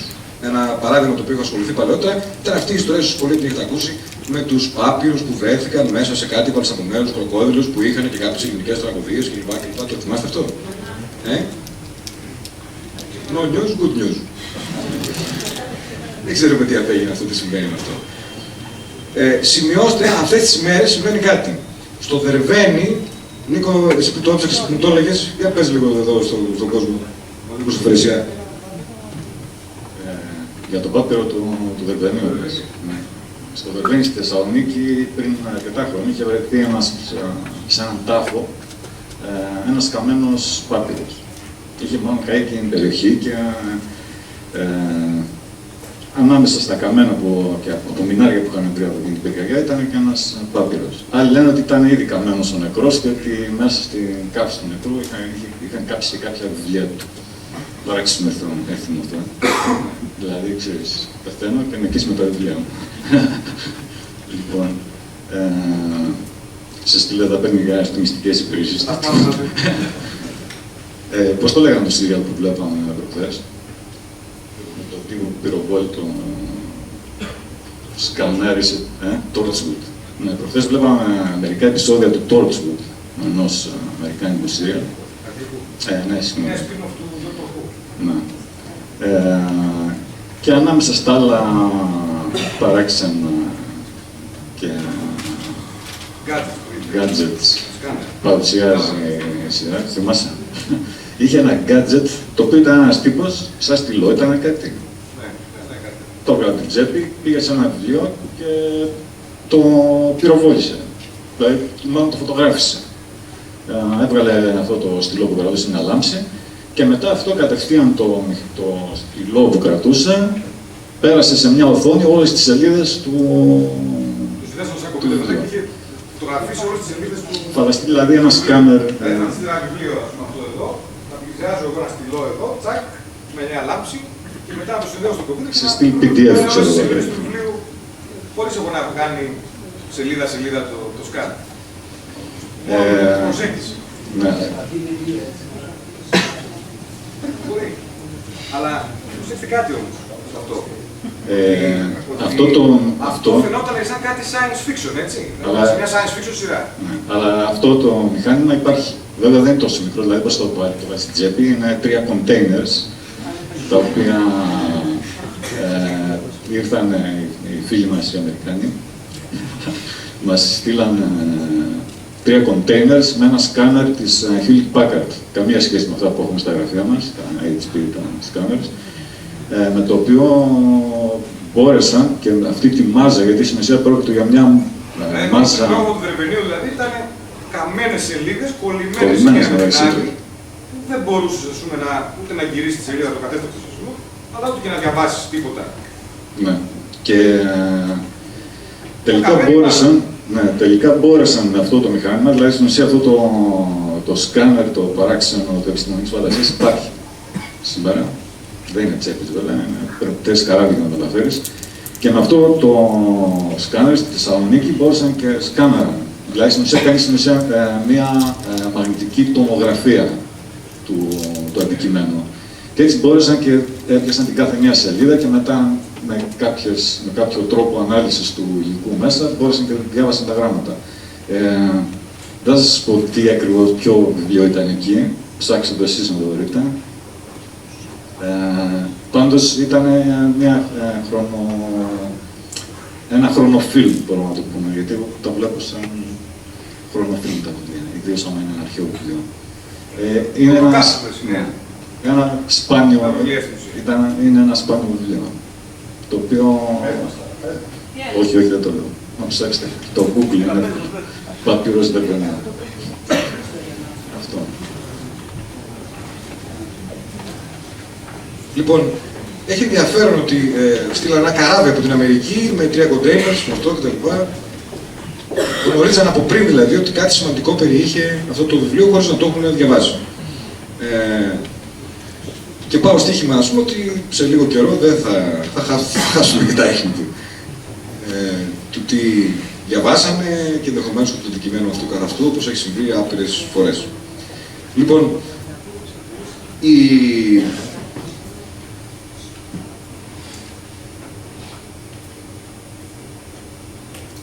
είναι πάρα πολύ σημαντικό στην κατανόηση του ζητήματος το οποίο εξετάζουμε σήμερα, είναι πάρα πολύ σημαντικό να καταλάβουμε αυτό που θέλω να το πω πολλές φορές, για τη μετάδοση της γνώσης, δηλαδή για τη γνώση, δηλαδή για την ύπαρξη της γνώσης, δηλαδή για την ύπαρξη της μεγαλύτερης δύναμης στον κόσμο. Ότι αυτό το πράγμα που λέω υπάρχει μέσα σε βιβλία. Η γνώση. Γιατί αν δεν υπάρχει σε βιβλία, υπάρχει σε κεφάλια. Και τα κεφάλια κόβονται. Και δεν υπάρχει μετά. Υπάρχει μέσα σε βιβλία. Αυτό μας δείχνει την σημαντικότητα για την πνευματικότητα της γραφής. Έτσι δεν είναι? Η γραφή νομίζω ότι ήταν η μεγαλύτερη ανακάλυψη όλων των εποχών, γιατί μπορούσε, να το εξηγήσω με ένα παράδειγμα, αν ο παππούς Αρουραίος μπορούσε να μεταδώσει την σοφία και τη γνώση των εμπειριών του και των ανακαλύψεών του στα μικρά αρουραιάκια μέσα στο χρόνο προς το μέλλον, οι Αρουραίοι θα βρισκόντουσαν στη θέση μας αυτή τη στιγμή. Επειδή δεν γνωρίζουν τη γραφή οι Αρουραίοι, πρέπει το είδος τους με το που πεθαίνει ο παππούς Αρουραίος να ξαναρχίζουν από το μηδέν. Από το μηδέν, από το μηδέν, από το μηδέν. Και για αυτόν τον λόγο οι Αρουραίοι είναι κατώτεροι από εμάς, παρόλο που έχουν κατακλείσει τον πλανήτη και υπάρχουν παντού. Σε τεράστιους αριθμούς. Οι φυλές χωρίς γραφή είναι κατώτερες από εμάς. Ορίστε. Οι φυλές χωρίς γραφή είναι κατώτερες από εμάς. Δεν μπορείς να το πεις αυτό, γιατί μπορεί να είναι φυλές οι οποίες κρατάνε προφορική παράδοση. Δηλαδή, μιλάμε για μικρές φυλές, έτσι. Αν υπάρχουν τέτοιες μικρές φυλές, οι οποίες το βιβλίο είναι οι γέροι του χωριού. Τους οποίους, φανταστείτε, ας πούμε, μιλώντας με τους γέρους του χωριού, που έχουν συνείδηση αυτού του πράγματος όμως, πρόσεξε, το κάνουν συνειδητά δηλαδή, είναι βιβλία. Τους προσεγγίζει κάποιος σαν να προσεγγίζει μια βιβλιοθήκη της φυλής. Και αυτοί με τη σειρά τους είναι υποχρεωμένοι να μεταδώσουν ό,τι ξέρουν σε κάποιον νεότερο, ο οποίος παίρνει τον ρόλο τους όταν πεθάνουν αυτοί κλπ. Και αν δεν τον κάνουν όμως, έτσι χάνεται η γνώση τους. Ναι, βέβαια. Όπως για παράδειγμα, χάνεται όχι μόνο έτσι, αλλά χάνεται και η γνώση της γραφής Αν χαθεί επίσης, χάνεται και η γνώση. Για παράδειγμα, στα νησιά του Πάσχα έχουμε ανακαλύψει την γραφή Ρόγκο-Ρόγκο, με πάρα πολλά κείμενα περίεργα, τα οποία ίσως εξηγούν μάλιστα και τι είναι τα κεφάλια στις νήσους του Πάσχα, την οποία δεν έχουμε μπορέσει μέχρι σήμερα να αποκρυπτογραφήσουμε. Ναι. Όπως επίσης δεν μπορούσαμε να αποκρυπτογραφήσουμε επί χιλιετίες, επί 1000 χρόνια και τα αιγυπτιακά ιερογλυφικά που αποκρυπτογράφησε στη στήλη της Ροζέτας ο Σαμπολέον. Σαφώς κινδυνεύει ανά πάσα στιγμή η γνώση να χαθεί, έτσι κι αλλιώς δηλαδή. Ακόμα και η γραφή δηλαδή μπορεί να ξεχαστεί ή να είναι πλέον απρόσθετη. Αλλά όμως η γραφή ήταν αυτή που το έκανε αυτό. Το ότι μπορούσαμε να γράψουμε και να πούμε εγώ ανακάλυψα αυτό, έζησα αυτό, κατάλαβα αυτό το πράγμα, το στέλνω σαν μήνυμα σε σένα, αδελφέ μου, όποιος κι αν είσαι, ακόμα και σαν μπουκάλι ναυαγού. Έτσι. Και με αυτόν τον τρόπο έφτανα εγώ μέχρι σε ένα σημείο στη γνώση μου, στη σοφία μου, στην εμπειρία μου και έτσι συνέχιζε ο άλλος και ο άλλος και ο άλλος, μια σκυταλοδρομία. Και έτσι δημιουργήσαμε τον πολιτισμό μας, τη γνώση μας, τη συλλογική μας μνήμη, τα πάντα. Οτιδήποτε ξέρουμε, οτιδήποτε χειριζόμαστε καθημερινά, οτιδήποτε σκεφτόμαστε, ακόμα όχι μόνο η ιστορία των ιδεών, αλλά ακόμα και η μυστική ιστορία των ιδεών που υπάρχει στο μυστικό κόσμο των βιβλίων, είναι αποτέλεσμα αυτής της διαδικασίας. Και κινείται μέσα από βιβλία.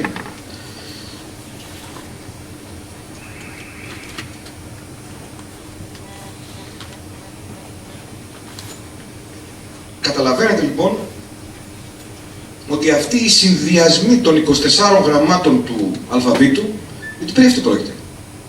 24 γράμματα στο αλφάβητο, 23 στο λατινικά κλπ. Που ο ατέρμονος συνδυασμός τους και οι συνδυασμοί των συνδυασμών τους δημιουργούν όλη αυτή τη γνώση, που είναι σε γραπτή μορφή. Να πούμε, για όσους δεν το έχουν συνειδητοποιήσει επίσης, ότι η γραφή δεν είναι ακριβώς γραφή, είναι προφορικός κώδικας. Δηλαδή, το γράμμα είναι στην πραγματικότητα ένα σύμβολο που σου δείχνει τι να πεις. Είναι σημαντικό αυτό, γιατί θέλω να σταθούμε λίγο σε αυτό. Δηλαδή, το γράμμα Α είναι ο ήχος Α, ο οποίος καταγράφεται με αυτό το σύμβολο. Αυτό δηλαδή σημαίνει ότι εγώ σου στέλνω ένα ραβασάκι, φίλε μου, εσένα εκεί, και σου λέω, πες Α. Αν είχα ένα κασετόφωνο, θα σου έστειλα την κασέτα. Που σημαίνει ότι αν υπήρχε κασετόφωνο στην αρχαιότητα, τα βιβλία θα ήταν κασέτες, δεν θα χρειαζόταν η γραφή, έτσι, θα ηχογραφούσαμε κατευθείαν τον ήχο. Αλλά επειδή δεν είχαμε αυτή τη δυνατότητα, τα γράμματα είναι σύμβολα και οι λέξεις κλπ. Είναι σύμβολα του τι να πεις. Όπως και τα σημεία στίξης, άλλωστε είναι οδηγίες, εδώ παίρνεις αναπνοή, εδώ το τονίζεις πιο πολύ κλπ. Μιλώντας. Αυτό σημαίνει ότι, για παράδειγμα, αυτά τα ορθοσκαλίσματα που έχω εγώ εδώ, κανονικά, είναι ένα σύνολο ήχων. Κρυπτογραφημένο, κωδικοποιημένο. Και κανονικά όταν το διαβάζω, θα έπρεπε να το λέω προφορικά. Δηλαδή να λέω Leibniz, Ενιάδα, Βιβλιοθήκη, Κακό, Ποικιλία Κόσμου. Αυτό ήταν σημείωση γι' αυτό που σας είπα νωρίτερα. Λοιπόν, αλλά για κάποιο λόγο το διαβάζουμε εντός εισαγωγικών από μέσα μας. Το οποίο είναι μια πολύ παράδοξη εξέλιξη της όλης ιστορίας, γιατί αν δεν το ξέρετε, το μαθαίνετε, όλη η ανθρωπότητα διάβαζε τα κείμενα απ' έξω, φωναχτά. Δεν υπήρχε η έννοια του διαβάζω από μέσα μου. Ήταν παράλογο αυτό το πράγμα. Μέχρι περίπου τον 18ο αιώνα. Δηλαδή, ίσως και 17ο, ίσως, ας πούμε, κατά μέσο όρο 18ο. Λοιπόν, αυτό δηλαδή, το ότι διαβάζουμε από μέσα μας, δηλαδή το ότι πας στο σπίτι, στο σπίτι σου σήμερα το βράδυ, κάθεσαι σε μια πολυθρόνα, παίρνεις ένα βιβλίο και κάθεσαι το διαβάζεις μόνος σου σιωπηλά, είναι κάτι το οποίο το κάνουμε το πολύ 2-3 αιώνες τώρα. Πριν από αυτό διαβάζαμε φωναχτά. Και μάλιστα ακολουθούσαμε και με ένα εργαλείο ή με το δάχτυλο τις γραμμές. Μπλα μπλα μπλα μπλα. Και για αυτόν τον λόγο δημιουργήθηκαν και τα αναγνωστήρια ή και οι πρώτες βιβλιοθήκες ήταν ακριβώς αυτό το πράγμα. Επειδή δεν μπορούσαν να υπάρχουν σε πολλά αντίτυπα τα βιβλία, δεν υπήρχε περίπτωση να τα διαβάζεις μόνος σου. Ήταν το αντίτυπο ένα. Ήταν στη βιβλιοθήκη και έπρεπε να πας να το διαβάσεις εκεί. Αλλά δεν στο δίνανε όμως οι μίστες, οι ιερείς εκεί πέρα, γιατί περί τέτοιον πρόκειτο συνήθως. Δεν στο δίνανε να το πάρεις στα χέρια σου, αλλά κανονίζανε ακροάσεις και τα διαβάζανε φωναχτά. Και αυτός που το διάβαζε φωναχτά, λεγόταν αναγνώστης. Υπήρχε δηλαδή ο γνώστης, που ήταν αυτός που είχε γράψει το βιβλίο, και ο αναγνώστης ήταν αυτός που αποκρυπτογραφούσε τον φωνητικό κώδικα σε προφορική μορφή, φωναχτά, και εσύ τον άκουγες, και εσύ ήσουν ο ακροατής. Επομένως, όταν λέμε λοιπόν ότι είμαστε αναγνώστες, εννοούμε αυτό, εννοούμε ότι το διαβάζουμε φωναχτά. Μάλιστα, έχω ανακαλύψει κάπου, δυστυχώς δεν μπόρεσα να βρω, το έχω σημειώσει γιατί δεν θυμάμαι λεπτομέρειες, έχω ανακαλύψει κάπου τέλος πάντων όπου ήταν ο Άγιος Αυγουστίνος και διάβαζε από μέσα του. Και υπάρχει κάποιος μαθητής του που το περιγράφει σαν παράδοξο. Ότι και έχει μια πολύ ωραία περιγραφή, αλλά δεν μπορούσα να τη βρω, έχει μια σημειώση κάπου και δεν μπορούσα να το βρω, να το φέρω να σας το διαβάσω. Πλησιάζει δηλαδή αυτός ο μαθητής και ανακαλύπτει με έκπληξη ότι στο δωμάτιο μέσα ο Άγιος Αυγουστίνος διαβάζει χωρίς να μιλάει, από μέσα του. Θεωρούσε ότι αρρώστησε, ότι κάτι έπαθε, ότι τρελάθηκε κλπ. Αλλά μετά τους εξήγησε ο Άγιος Αυγουστίνος ότι ήταν, λέει, πράγματα τα οποία δεν μπορούσα, λέει, να τα πω φωναχτά γιατί ήταν τόσο μεγάλα μυστικά.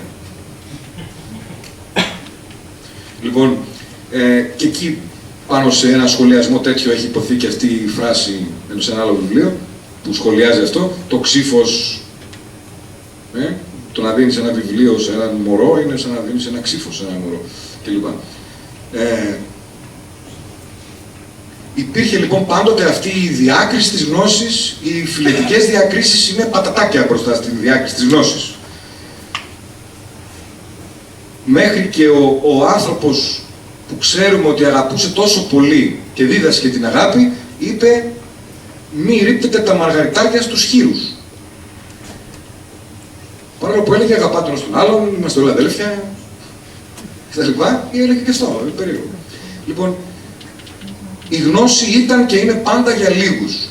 Δηλαδή, τα βιβλία, διότι αυτά που κυκλοφορούν στα βιβλιοπωλεία τα περισσότερα δεν είναι βιβλία. Είναι απομιμήσεις βιβλίων. Τα περισσότερα αληθινά βιβλία που έχουν αληθινές γνώσεις, αληθινές ιστορίες, αληθινά περιστατικά φοβερά, αληθινή καταπληκτική λογοτεχνία, αληθινή παραξενιά, αληθινές προεκτάσεις, αληθινές καταπληκτικές μελέτες, δεν υπάρχουν στο βιβλιοπωλείο της γειτονιάς σας. Ή θα πρέπει να ψάξετε σε πάρα πολλά βιβλιοπωλεία για να τα βρείτε, ή σε συλλογές, ή τα έχουν άνθρωποι και τα έχουν για μεταξύ τους, για τον κλάδο τους, για την... Δηλαδή, φανταστείτε, ας πούμε, για παράδειγμα, να θέλετε αύριο το πρωί να γίνετε, λέω κάτι τώρα απλό έτσι, να θέλει να γίνετε, χωρίς να εννοώ ότι είναι εύκολο και αυτό ακόμα, θέλετε να γίνετε υδραυλικός. Και να υπάρχει ένα βιβλίο το οποίο περιέχει όλα τα μυστικά του επαγγέλματος των υδραυλικών. Τα πάντα. Δηλαδή, ένας παππούς υδραυλικός έμπειρος που ήταν μέσα στα κυκλώματα, μέσα στα κόλπα, μέσα στα αυτά, γράφει ένα βιβλίο και γράφει όλα τα μυστικά του επαγγέλματος των υδραυλικών. Όλα. Πώς να κοροϊδεύεις τον κόσμο, πώς να κάνεις την καλύτερη υδραυλική, πώς να. Τα πάντα. Και αν είσαι ένας άνθρωπος ο οποίος προτίθεσαι να αφοσιωθεί στην υδραυλική, αν έχεις αυτό το βιβλίο, έχεις όλα τα μυστικά του επαγγέλματος των υδραυλικών. Ξέρετε εσείς κάποιο βιβλίο?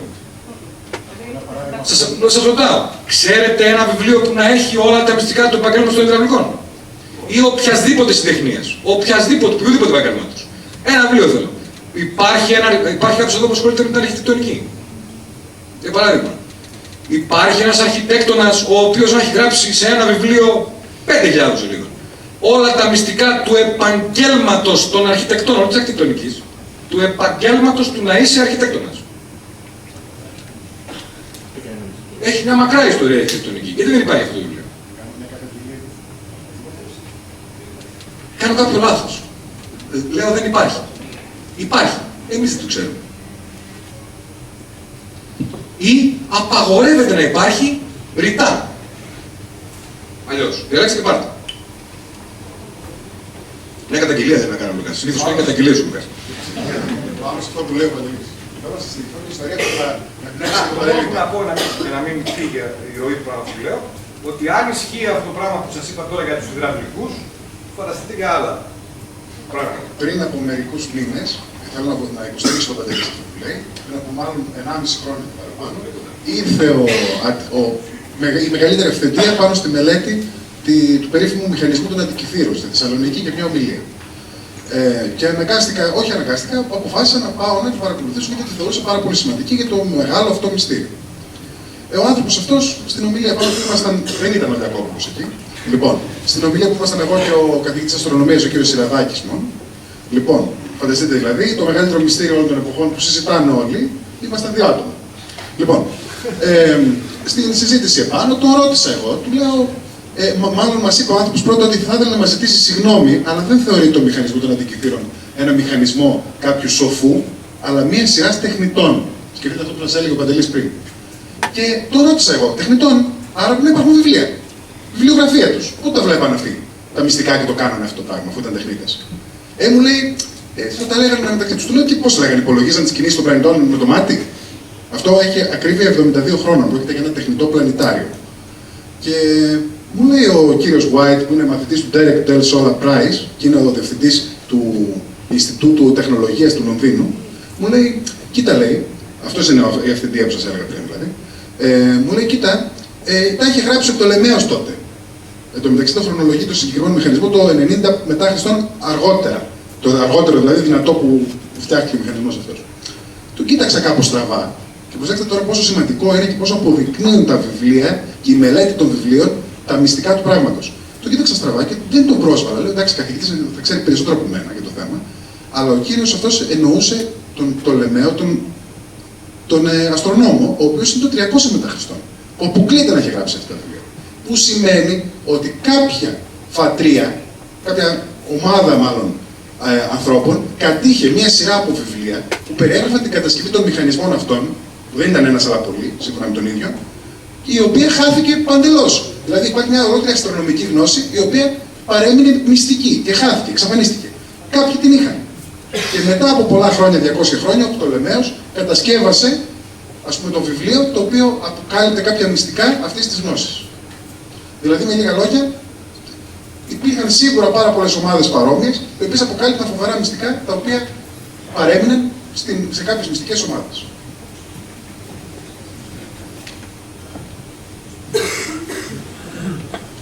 Αυτό είναι ένα ίδιο χαρακτηριστικό που απλώνεται μέσα στον χρόνο. Πάει πάρα πολύ πίσω και θα πάει πάρα πολύ μπροστά ακόμα.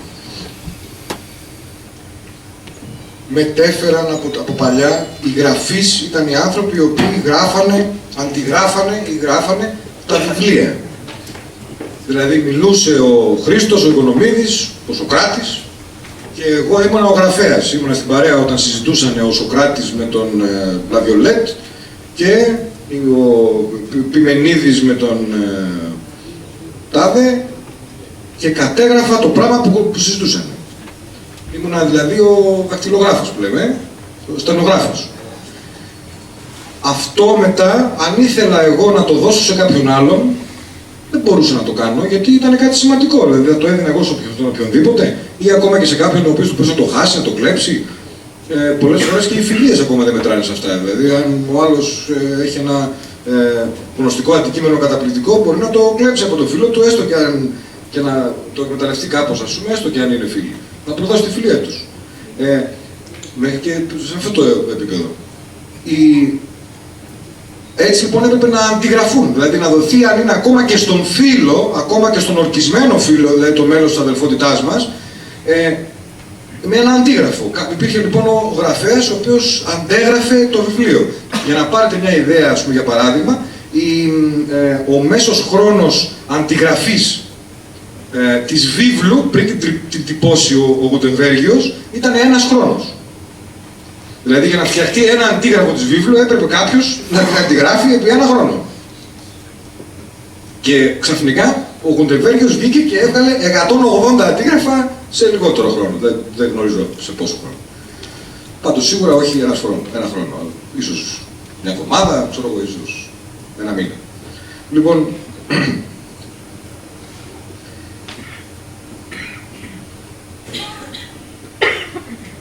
εδώ τώρα θέλω να μου δώσετε λίγο περισσότερο την προσοχή σας για να δούμε κάτι που το θεωρώ πάρα πολύ σημαντικό σε οτιδήποτε συζητάμε γενικώς, οτιδήποτε ασχολούμαστε, οτιδήποτε ψάχνουμε, είναι πάρα πολύ σημαντικό κατά τη γνώμη μου.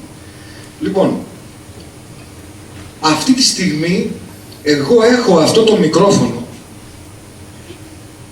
επειδή είναι διαθέσιμο το μικρόφωνο αυτό μέσω της αγοράς. Που σημαίνει ότι αν αύριο το πρωί κάποιος εφεύρει ένα καλύτερο μικρόφωνο από αυτό, πιο εξελιγμένο, ένα μικρόφωνο για παράδειγμα που δεν θα χρειάζεται να το βάζω στο κεφάλι μου, αλλά θα πετάει μπροστά από μένα, χωρίς να χρειάζεται να το κρατάω, ούτε το φοράω στο κεφάλι μου κάπου.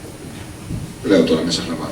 Λοιπόν, αργά ή γρήγορα, επειδή αυτό σημαίνει λεφτά για αυτόν που θα το φτιάξει αυτό, θα γίνει πλούσιος δηλαδή αυτός, θα διατεθεί αυτό το πράγμα στην αγορά. Και ακριβώς επειδή θα δουν πολλά λεφτά και αυτοί που θα συμμετέχουν στη διανομή του, στην υπεραξία του κλπ. Θα φτάσουμε στο σημείο να το έχουμε, όπως και για αυτόν τον λόγο έχουμε και αυτό το μικρόφωνο. Και χαρακτηρίζεται τελικά ο πολιτισμός μας, ο σύγχρονος πολιτισμός, από αυτή τη διαθεσιμότητα, η οποία είναι λίγο πολύ κοινή. Έτσι δεν είναι? Η τεχνολογία μας δηλαδή που λέμε. Το κύριο χαρακτηριστικό του σύγχρονου πολιτισμού είναι αυτό, η τεχνολογία. Η οποία είναι διαθέσιμη. Τώρα βέβαια εδώ μπαίνει κάτι, με βασανίζει λίγο αυτό πολλές φορές, μπαίνει κάτι το οποίο έχει πει παράδειγμα, και δεν ήταν ο μόνος, ο William Burroughs, ο οποίος είπε οτιδήποτε έχει και στρατιωτικές εφαρμογές περνάει στο πεδίο του άκρος απόρριτου. Που σημαίνει ότι αν εγώ αυτή τη στιγμή βρω τον τρόπο να κατασκευάσω μία πάρα πολύ λεπτή κουβερτούλα, η οποία διπλώνεται και γίνεται τόση, και την οποία αν τρίξω πάνω μου ζεσταίνομαι περισσότερο από μια κανονική κουβέρτα, αυτό το πράγμα είναι απόρριτο διότι έχει και στρατιωτική εφαρμογή. Δηλαδή ζεσταίνει τους στρατιώτες και άρα έχουμε ένα αβαντάζ, αν την έχουμε, απέναντι στους στρατιώτες του εχθρού. Επομένως, αυτό το πράγμα δεν θα διατεθεί ποτέ στο εμπόριο. Το έχει ο στρατός. Ή το κρατάει σαν εφεδρεία για να το έχει ο στρατός αν χρειαστεί. Είναι στο πεδίο, κύριε Λαβιολέτ, εσείς τα ξέρετε καλύτερα αυτά, είναι στο πεδίο του άκρος απόρριτου η προηγούμενη τεχνολογία. Επίσης, παραδόξως. Δηλαδή, αυτή τη στιγμή βλέπουμε τα πάντα μέσα από δορυφόρους. Φωτογραφίες και κινηματογραφίες που γίνονται από δορυφόρους, έτσι δεν είναι? Και μάλιστα έχουμε μέχρι και το Google Earth. Δηλαδή το πρόγραμμα εκείνο που στον υπολογιστή σας μπορείτε να δείτε όλη τη γη μέσα από δορυφορικές φωτογραφίες. Παλιότερα πώς το κάναμε αυτό?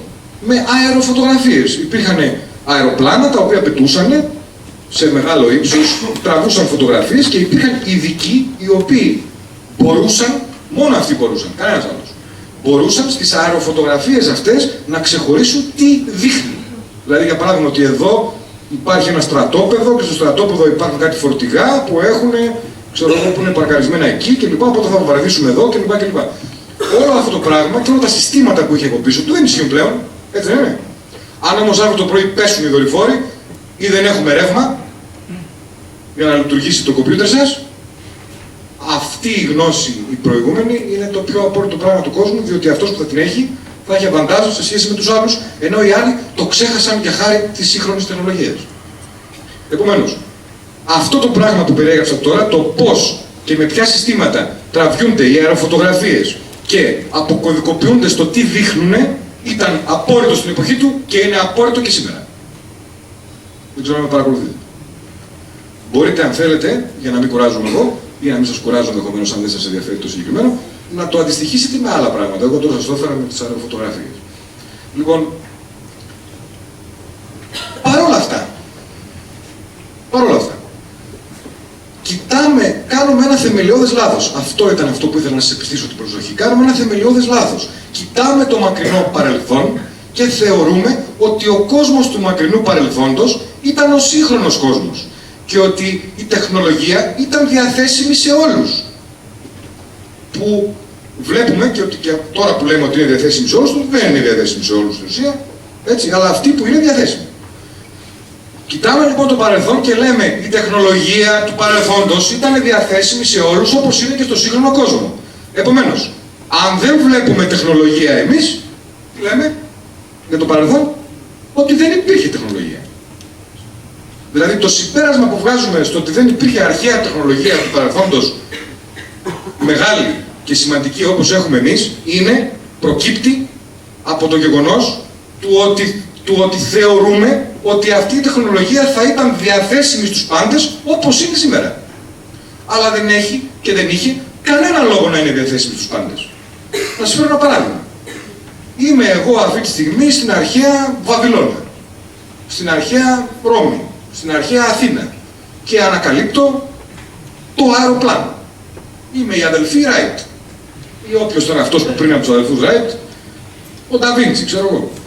Και ανακαλύπτω λοιπόν το αεροπλάνο. Δηλαδή φτιάχνω μια πτυτική συσκευή που δεν χρειάζεται βενζίνη, χρειάζεται από τον άνεμο.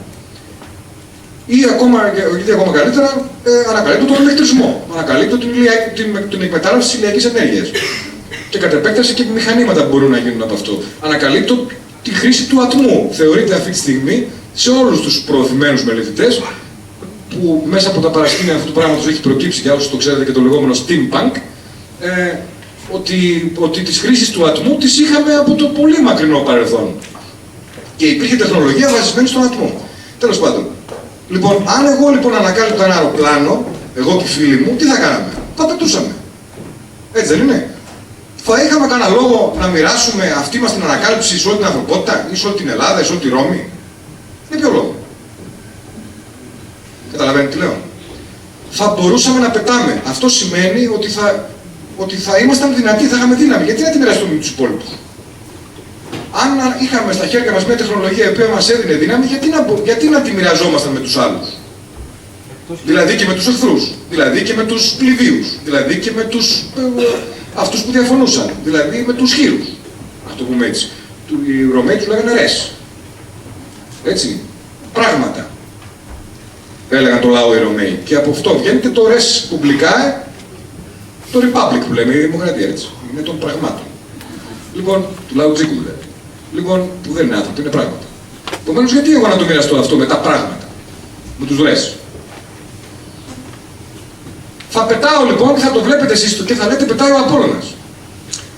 Θα έχω τεχνολογία την οποία θα χρησιμοποιώ στις μάχες, ας πούμε, και όλοι θα λένε μυστήριο, και φυσικά μυστήριο, δεν το ξέραν από πριν, δηλαδή το χρησιμοποιώ στις μάχες. Και λοιπά και λοιπά και λοιπά. Να φέρω ένα παράδειγμα πιο πρόσφατο. Ο Ρόμπερτ Φλατ ήταν αυτός που ανακάλυψε το απόρθωτο φρούριο.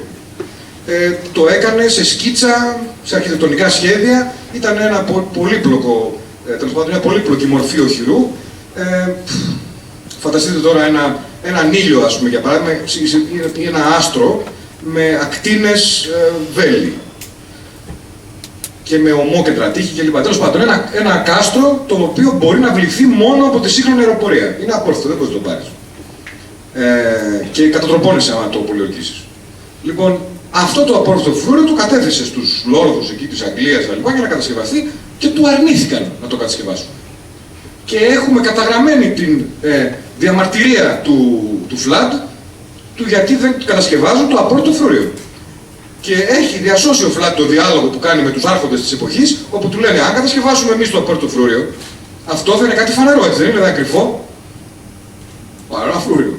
Θα το μελετήσει και ο εχθρός και θα κάνει και αυτός απόρθωτο φρούριο. Και μετά, το ότι πήγαμε εμείς να προστατευτούμε από τον εχθρό κάνοντας απόρθωτα φρούρια, θα προστατεύεται και ο εχθρός από εμάς. Μετά λοιπόν θα πρέπει εμείς να βρούμε έναν τρόπο να το πάρουμε το φρούριο αυτό. Παρ' όλα αυτά, γιατί δεν θα μπορούμε να το αφήσουμε έτσι, ένα απόρθωτο φρούριο του εχθρού, βρίσκοντας αυτό εδώ και εφαρμόζοντάς το στο φρούριο του εχθρού, θα το αντιγράψει και ο εχθρός, θα μας δει που θα το κάνουμε, θα το αντιγράψει ο εχθρός και θα πάρει και το δικό μας φρούριο. Και πάει λέγοντας. Οπότε καλύτερα άστο. Καλά είμαστε. Λοιπόν, και το είχαν λοιπόν το απόρριτο φρούριο και δεν το φτιάχναν. Ένα παράδειγμα. Λοιπόν, θέλω να πω δηλαδή ότι η μετάδοση της γνώσης σαφώς, αλλά και η μετάδοση οποιοδήποτε πράγματος, της τεχνολογίας, όλων των στοιχείων τα οποία χαρακτηρίζουν τον πολιτισμό όπως το καταλαβαίνουμε σήμερα, που ο πολιτισμός είναι μια έννοια, στα ελληνικά είναι μια λέξη που έφυγε ο Δαμάντιος Κοραής, αν θέλετε να μάθετε, και σαν λέξη civilization, που ήταν η μετάφραση της λέξης civilization, που δημιουργήθηκε στην Γαλλική Επανάσταση. Δεν υπήρχε η έννοια του πολιτισμού πριν την Γαλλική Επανάσταση κάνει. Τέλος πάντων, λοιπόν, Η ίδια λοιπόν η έννοια του πολιτισμού δεν υφίστατο κατά τη διάρκεια της αρχαιότητας, για να είναι διαθέσιμο και μετάδοση και να μεταδίδεται η γνώση έτσι, ώστε να ανακαλύψουμε εμείς σήμερα ότι είχαν τεχνολογία. Όπως θα ανακαλύψουν, ξέρω εγώ, για παράδειγμα, οι μελλοντικοί αρχαιολόγοι, ότι εμείς, ας πούμε, ξέρω εγώ, είχαμε αυτοκίνητα. Γιατί έχουμε τόσο διαθέσιμο αυτοκίνητο, έχουμε τόσα αμέτρητα αυτοκίνητα, τα οποία στο μέλλον, στο μακρινό μέλλον, όταν θα διερευνάται ο πολιτισμός μας, είτε από εξωγήινους είτε από γήινους του μέλλοντος, και δεν υπάρχει καν η έννοια του αυτοκινήτου για κάποιο λόγο, θα τα βρούνε. Έτσι δεν είναι? Αλλά αν όμως εμείς σήμερα είχαμε 10 αυτοκίνητα μόνο, δεν θα τα ανακαλύψουμε. Και τι θα λένε, δεν είχαμε αυτοκίνητα. Γιατί, όπως είπα, δεν υπήρχε κανένας λόγος στο παρελθόν να διαδοθεί κάτι, να μεταδοθεί. Αντίθετα ήταν μυστικό, δύναμη, να το έχουμε εμείς και όχι οι άλλοι. Μια μικρή ομάδα, μια αδελφότητα, μια παρέα, μια σχολή σοφών. Όταν οι σχολές, οι σοφοί, οι δικοί μας, οι αρχαίοι Έλληνες σοφοί, οι οποίοι ήταν στις σχολές, τι ήταν, νομίζετε, σχολεία, που μπορούσε να πας το παιδάκι σου να το διδάξουνε? Όχι, ήταν αδελφότητες. Ήταν κλειστές κλίγες. Λίγοι ήταν αυτοί που διδάσκαν στους πολλούς και αυτοί πέρανε και πολλά λεφτά στις πληροφορίες. Λοιπόν, και δίδασκαν μόνο τους νέους των καλών οικογενειών που μπορούσαν να πληρώσουν, εκτός από εξαιρέσεις. Λοιπόν, κάποιοι λέτε δεχόντουσαν και λαϊκούς, αν μπορούσαν μάλιστα να αποδείξουν ότι είναι φτωχοί και ότι δεν έχουν λεφτά και ότι παρόλα αυτά ψάχνουν για τη γνώση. Οι περισσότερες όμως από αυτές τις λεγόμενες σχολές δεν ήταν σχολές, ήταν κλίκες, ήταν αδελφότητες, λέσχες, πώς το λένε. Οι οποίες είχαν τη γνώση, πώς το λένε. Η βιβλιοθήκη, ο Αριστοτέλης δεν θα υπήρχε αν δεν είχε τη βιβλιοθήκη του. Δεν ήταν εξωγήινος ο Αριστοτέλης που ήρθε από το μη λαγού. Ήταν ένας άνθρωπος ο οποίος είχε τη μεγαλύτερη βιβλιοθήκη της εποχής του και γι' αυτόν τον λόγο είχε και αυτές τις γνώσεις και γι' αυτόν τον λόγο μπορούσε και να τις συνδυάσει και γι' αυτόν τον λόγο έγραψε και όλα αυτά τα καταπληκτικά πράγματα. Ήταν ο μεγαλύτερος συλλέκτης βιβλίων της αρχαίας Ελλάδος. Και όχι μόνο βιβλίων, αλλά πολλών ιδιαίτερων πραγμάτων από όλο τον κόσμο. Μέσω του Αλεξάνδρου. Υπήρχε εντολή του Αλέξανδρου σε όλους τους στρατιώτες, ναύτες, εξερευνητές κλπ. Ό,τι βρίσκουν ιδιαίτερο και περίεργο το στέλνουν στο Αριστοτέλη, στο Λύκειο. Λοιπόν, όλα αυτά ήταν εδώ στην Αθήνα. Δηλαδή, να το πω έτσι, μπορεί να είναι κάτω από τον μπακάλικο της γειτονιάς σας αυτή τη στιγμή. Λοιπόν, πού είναι η βιβλιοθήκη του Αριστοτέλη? Πού είναι τα 430 κατά το διαγεννητάριο έργα του Αριστοτέλη? Στα χέρια μας έχουμε, δεν ξέρω, νομίζω με το ζώρο 100. Λοιπόν, μιλώντας για βιβλία, να καταλάβετε τι θέλω να πω. Έχω εδώ ένα χαρακτηριστικό παράδειγμα να σας δείξω πώς η γνώση εξαφανίζεται. Αλλά μελετώντας, ας πούμε, για παράδειγμα, όχι μόνο εγώ, αλλά και άλλος κόσμος το έχει κάνει, μελετώντας αρχαίους συγγραφείς, ανακαλύπτει κανείς ότι τα περισσότερα από τα σημαντικότερα έργα τα οποία μπορείτε να εντοπίσετε είναι χαμένα. Δηλαδή, όποιο σημαντικό βιβλίο του παρελθόντος υπάρχει, μπορείτε να ανακαλύψετε ότι υπήρχε, δεν υπάρχει. Αντίθετα, όλα τα αδιάφορα πράγματα ή τα μέτρια ή τα λιγότερο σημαντικά βιβλία του παρελθόντος υπάρχουν. Δεν θα σας προβλημάτιζε να το ανακαλύπτετε αυτό το πράγμα. Το ανακαλύπτουμε συνεχώς όσο μελετάμε το παρελθόν. Έτσι, για παράδειγμα, ξέρετε, ας πούμε, ότι ο Δημόκριτος ήταν αυτός ο οποίος, σε συνδυασμό με τον Λεύκυπο, που προηγήθηκε από αυτόν, ήταν ο εμπνευστής και ο δημιουργός της ατομικής θεωρίας και πολλών άλλων πραγμάτων. Ο Δημόκριτος, λοιπόν, ακούστε, έργα του Δημόκριτου, τα οποία είναι ένα μικρό κομμάτι των έργων του, απλώς τα ξέρουμε από κάποιους συγγραφείς μετέπειτα από αυτόν που τα διέσωσαν έστω ως τίτλους. Τα είχαν στα χέρια τους. Αναφέροντας αυτά με τον τίτλο τους, ξέρουμε τους τίτλους τους, αλλά δεν έχουμε τα βιβλία. Λοιπόν, για ακούστε λίγο λοιπόν τα βιβλία και καταλάβετε, προσπαθείτε να φανταστείτε από τον τίτλο τους τι μπορεί να λέγανε μέσα. Εκτός από το Μέγας και Μικρός Διάκοσμος, τίτλοι του Δημόκριτου, έτσι. Έργα που δεν υπάρχουν. Ξέρουμε μόνο τους τίτλους τους. Βιβλία. Κοσμογραφία. Περί των πλανητών. Περί σαρκός. Περί νου. Περί αισθησίων. Περί ειδόλων. Εδώ ξέρουμε ότι δεν μιλάει για τα είδωλα, τα γάλματα δηλαδή, αλλά ο Αριστοτέλης είχε τη θεωρία ότι οι θεοί, τα πνεύματα κτλ. Ήταν είδωλα, κάτωπτρα, τα οποία κυκλοφορούσαν στην ατμόσφαιρα. Θεωρούσε ότι τα όνειρα είχαν εξωτερική προέλευση, μας επισκέπτονταν δηλαδή, δεν προέρχονταν από εμάς τους ίδιους κλπ. Μάλλον εδώ μιλούσε για τέτοια πράγματα. Περί ειδόλων, περί του εν έδου, δηλαδή περί του τι συμβαίνει στον Άδη, περί χυμών, περί χροών, περί αμυνψηρισμιών, περί απορριμμάτων, αιτίε ουράνιε, αιτίε αέριοι, αιτίε επίκαιτη, αιτίε περί πυρός και περί τους εμπειροί. Αιτίες για τη φωτιά και για αυτούς που είναι μέσα στη φωτιά. Αιτίε περί φωνών, αιτίε περί αοράτου, αιτίε περί σπερμάτων, αιτίε περί σφαίρης, περί της τριφίας λίθου, περί αλόγων, και φυσικά δεν εννοεί τα άλογα, κλιμητρίζουν δηλαδή, ουρανογραφή, άμυλα κλεψίβρε, πολλογραφή, πόλη δηλαδή, περί καλοσύνης επέων, περί εφώνων και δυσφώνων, περί αηδής, περί βάρδων δηλαδή, περί ρυθμών και αρμονίης, περί των εν Βαβυλώνη ιερών γραμμάτων, περί των εν μερόι μισθών, ωκεανού περίπλους, χαλδαϊκοί λόγοι, χερνικά, περί ευθυμίης, περί κρυφής τριτογενείας, περί μη απόλυτου κλπ. Εγώ όπως βλέπω από τους τίτλους, επειδή ξέρω και πολλά πράγματα για τον Δημόκριτο, εμένα μου φαίνονται πολύ πιο σημαντικά έργα από την ατομική θεωρία αυτά, εμένα προσωπικά. Δηλαδή θα προτιμούσα να μην έχω την ατομική θεωρία και να έχω όλα αυτά. Λοιπόν, όλα αυτά που σας λέω τώρα είναι έργα, βιβλία του Δημόκριτου που δεν υπάρχουν. Λογικό δεν είναι, όμως κάπου. Απόλυτα. Αν νομίζετε ότι ο Δημόκριτος είναι εξαίρεση, το ίδιο συμβαίνει με όλους τους αρχαίους συγγραφείς μας.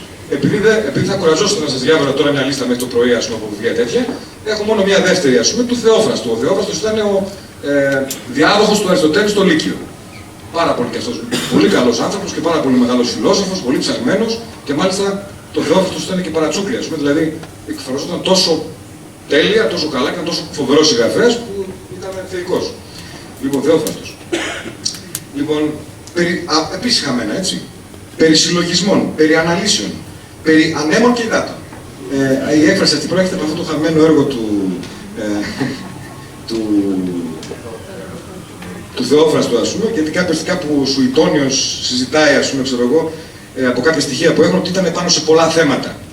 Και έτσι έμεινε, ας πούμε, να λέμε περί ανέμων και υδάτων, να εννοούμε δηλαδή το έργο αυτό του κατά βάθος του Θεόφραστου, στο οποίο πηδούσε από θέμα σε θέμα, ας πούμε, μεταξύ αυτών εδώ που λέγανε. Τέλος πάντων, περί των ατόμων γραμμών, περί διακόσμου, περί ενθουσιασμού, περί ετεροφωνίας ζώων των ομογενών, περί των θολευόντων, περί σκότους, περί ηλίγκων, περί μελαγχολίας, περί μέθης, περί πνευμάτων, περί πήξεων και τήξεων, περί της αρίστης πολιτείας, περί παραλύσεως, περί παραφροσύνης, περί σημείων, περί τιμωριών, περί τριχών, περί ύπνου και ενυπνίων, περί ψευδούς ειδονής, περί γελίου, δειλινών α και β, περί ενθυμημάτων, περί ευρημάτων, περί θορύβου, περί παρανόμων, περί των μυθολογούμενων ζώων, περί θεών και περί ψευδούς και αληθούς, αυτό ήταν σίγουρα απαγορευμένο στην εποχή του, λοιπόν, περί χάριτος, τα πρώτων τόπων, τι υπήρχε δηλαδή πρώτους τόπους, περί ουρανού, περί του ιδίου, οριστικά περί λέξεως συλλογισμών. Το οριστικά όταν υπάρχει στα έργα σημαίνει ότι υπήρχαν και άλλα έργα γι' αυτό και αυτό είναι η τελευταία λέξη δηλαδή του συγγραφέα για το έργο. Οριστικά περί λέξεως συλλογισμών κλπ. Λοιπόν, όλα αυτά τα έργα και εκατοντάδες, εκατομμύρια, χιλιάδες άλλα έργα είναι χαμένα. Και μάλιστα πολλά από αυτά είναι χαμένα και καταστραμμένα ακόμα από την αρχαία εποχή. Φέρω ένα παράδειγμα, έτσι χαρακτηριστικό, ενδεικτικό. Ο Αθήνεος ο Ναυκράτιος, 228, έγραψε ένα βιβλίο που λέγεται Δείπνοσοφιστέ. Εκεί λοιπόν έχει έναν διάλογο, τέλος πάντων, διαλόγους μεταξύ των δείπνοσοφιστών που αναφέρει, όπου αναφέρει μέσα αυτή τη συζήτηση που κάνουμε τώρα στην εποχή εκείνη. Και αναφέρει μέσα 800 συγγραφείς και 1500 έργα, τα οποία είναι άγνωστα και χαμένα στην εποχή του και συζητάνε περί του μυστηρίου τους. Δηλαδή, αναφέρει ο Αθήνεος 800 συγγραφείς και 1500 έργα, τα οποία, όπως τα διαβάζω εγώ τώρα καλή ώρα, δηλαδή, τους τίτλους αυτούς, έτσι τους διαβάζανε και αυτοί. Τότε. Και είναι ένα βιβλίο, λοιπόν, αυτό, ένα έργο του Αθήνεου, που είναι για τα χαμένα βιβλία και πώς χάθηκαν και τι να λέγανε και λοιπά, που είναι σημαντικά. Γιατί ξέρανε αυτοί ότι εδώ τώρα κάτι υπήρχε. Υπάρχει κάτι σε αυτό το βιβλίο, δεν το έχουμε, τους έκαιγε. Λοιπόν, το ωραίο είναι ότι και το ίδιο το βιβλίο του Αθήνεου είναι χαμένο, που σας λέω τώρα. Έχουμε μόνο τους 5 τόμους από τους 16.